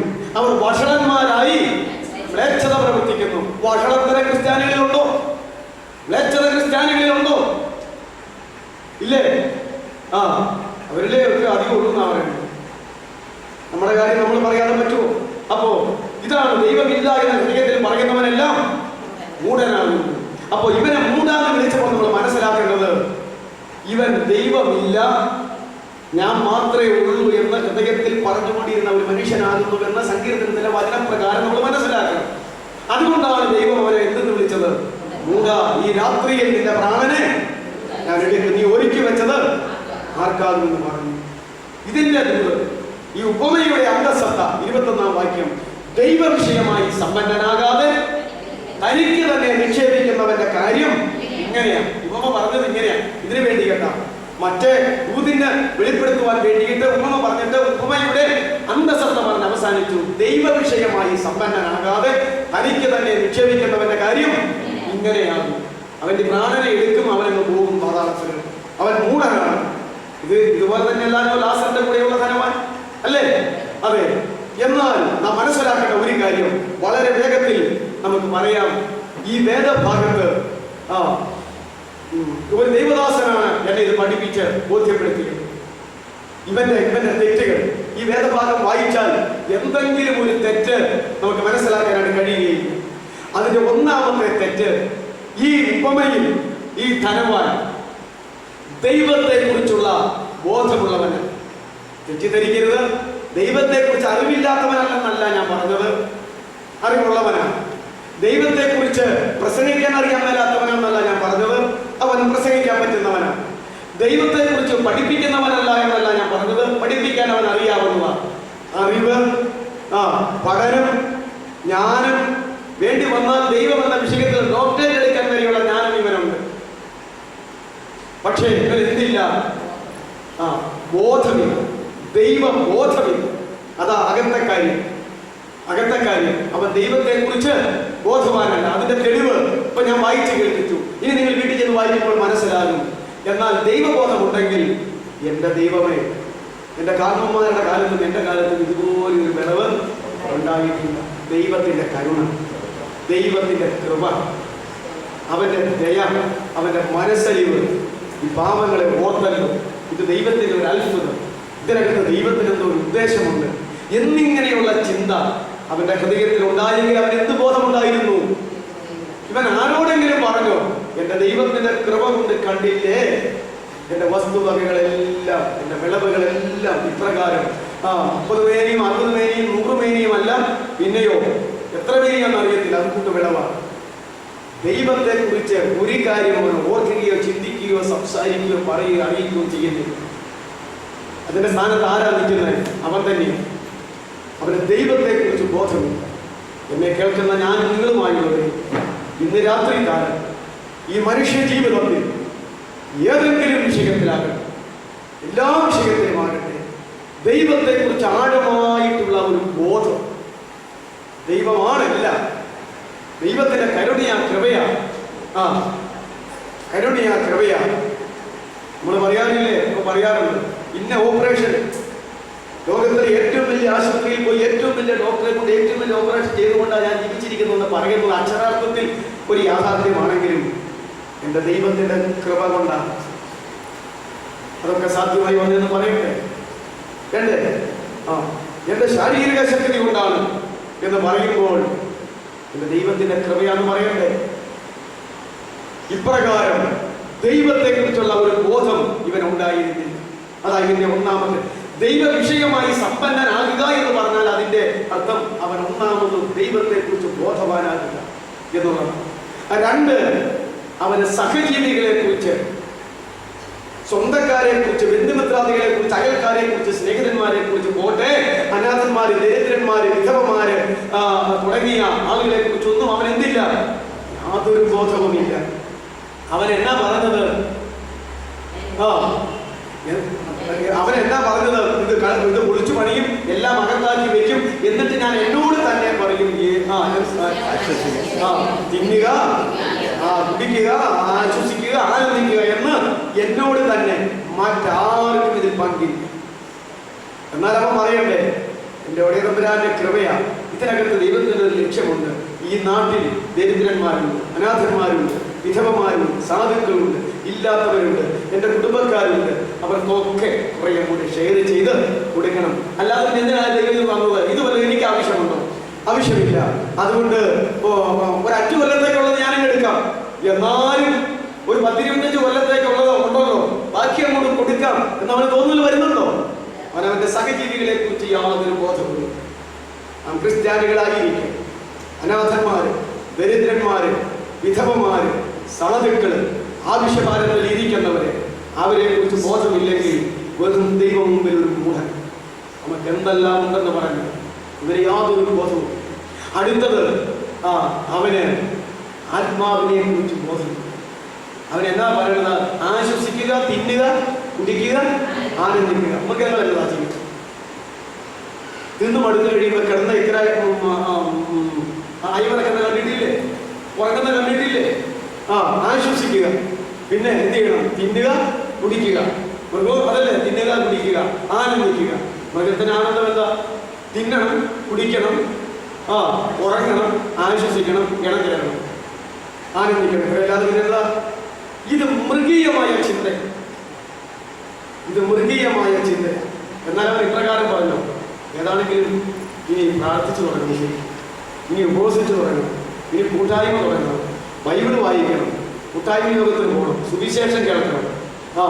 ഇങ്ങനെയൊക്കെയുള്ള ആത്മാവിനോട് ബന്ധപ്പെടുന്ന ആത്മീക വർധനവിന്റെ കാര്യങ്ങളിലേക്ക് അവൻ വല്ലതും ചിന്തിക്കുന്നുണ്ടോ? ഇല്ല. വെറും മൃഗീയമായ കാര്യം. ആ 4 കാര്യം വായിക്കുമ്പോൾ അറിയാമല്ലോ. അവൻ ആത്മാവിനെ കുറിച്ചുള്ള ഒരു ബോധമില്ല. നമ്മുടെ കർത്താവ് വിളിച്ചു പറഞ്ഞ, ഒരു മനുഷ്യൻ ലോകം മുഴുവൻ നേടിയാലും നിന്റെ ആത്മാവ് നഷ്ടപ്പെടുത്തിയാൽ അവന് അതൊരു പ്രയോജനമില്ല. ലോകം മുഴുവൻ നേടാൻ ഈ മനുഷ്യനും അങ്ങനെയാണ്, നേടി, പക്ഷേ ആത്മാവിനെ കുറിച്ച് അവന് ബോധമില്ല. അവൻ മൂഢനാണ് ദൈവസന്നിധിയിൽ. അടുത്ത ഒരു കാര്യം, മരണത്തെ കുറിച്ച് ബോധമില്ല. അവനോട് പറഞ്ഞത് എന്നാണെന്നറിയാമോ? ഏറിയ ആണ്ടുകൾക്ക് നിനക്ക് തിന്നാം. 50 വയസ്സായി ധനികനാണെന്ന് വിചാരിക്കുക. അവൻ പറയുകയാണ്, ഒരു 50 കൊല്ലോടെ എനിക്ക് തിന്നാനുണ്ട് എന്ന് പറഞ്ഞാൽ എത്ര നാൾ ജീവിക്കുന്ന അവന് പറയണേ? ഏറിയ ആണ്ടുകൾ. ജീവിച്ചിരുന്ന് തിന്നാം എന്ന മരണത്തെക്കുറിച്ച് അവർ ബോധം. മരണത്തെക്കുറിച്ച് നമ്മുടെ വിഷയം എന്താ? ഒരിക്കൽ ജനനം, ഒരിക്കൽ മരണം, ഒരിക്കൽ ന്യായവിധി, അല്ലേ? മരണം, മരണാനന്തര ജീവിതം. മരണത്തെക്കുറിച്ച് ബോധമില്ലാത്ത മനുഷ്യൻ. ഞാൻ ഇവിടെ ഏതോ ഒരു ക്ലാസ്സിൽ പറഞ്ഞതാണ്. ഞാൻ വൈദിക സെമിനാരി പഠിക്കും കാലം 1962, 63, 64 വർഷങ്ങളിൽ പഠിക്കുന്ന ആ കാലത്ത് നമ്മുടെ പ്രധാനമന്ത്രിയായിരിക്കുന്ന നെഹ്റു ഏതോ ഒരു വിദേശ രാഷ്ട്രത്തലവൻ, ഒരു വലിയ രാഷ്ട്രത്തലവനാണ്, ആളും പേരൊക്കെ ഞാൻ മറന്നുപോയി, ഇന്ത്യയിൽ വന്ന് ഇവർ തമ്മിലുള്ള പ്രശ്നം, ഇതാ ഇന്ന രാഷ്ട്രത്തലവൻ വന്നിരിക്കുന്നു, പ്രധാനമന്ത്രിയെ വരവേറ്റിരിക്കുന്നു, അവർ തമ്മിലുള്ള ചർച്ചകൾ. അപ്പോൾ അതിനകത്ത് ഇങ്ങനെ എഴുതിയിരിക്കുകയാണ്. ആ രാഷ്ട്രത്തലവൻ നമ്മുടെ പ്രധാനമന്ത്രിയോട് ചോദിച്ചു, അങ്ങേക്ക് വയസ്സ് എത്രയായി?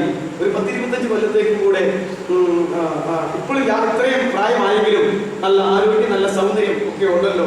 അപ്പൊ പറഞ്ഞു, ഒരു 25 കൊല്ലത്തേക്ക്, ഒരു 10 കൊല്ലത്തേക്ക്, അത്രയാ പറഞ്ഞു, ഒരു 10 കൊല്ലത്തേക്ക് ഇത് ഇങ്ങനെ ആയിരിക്കുന്നതിന് എനിക്കൊരു കുഴപ്പവും ഇല്ല, നല്ല ആരോഗ്യം, എല്ലാ കാര്യങ്ങളും കൊള്ളാം എന്ന് പറഞ്ഞു.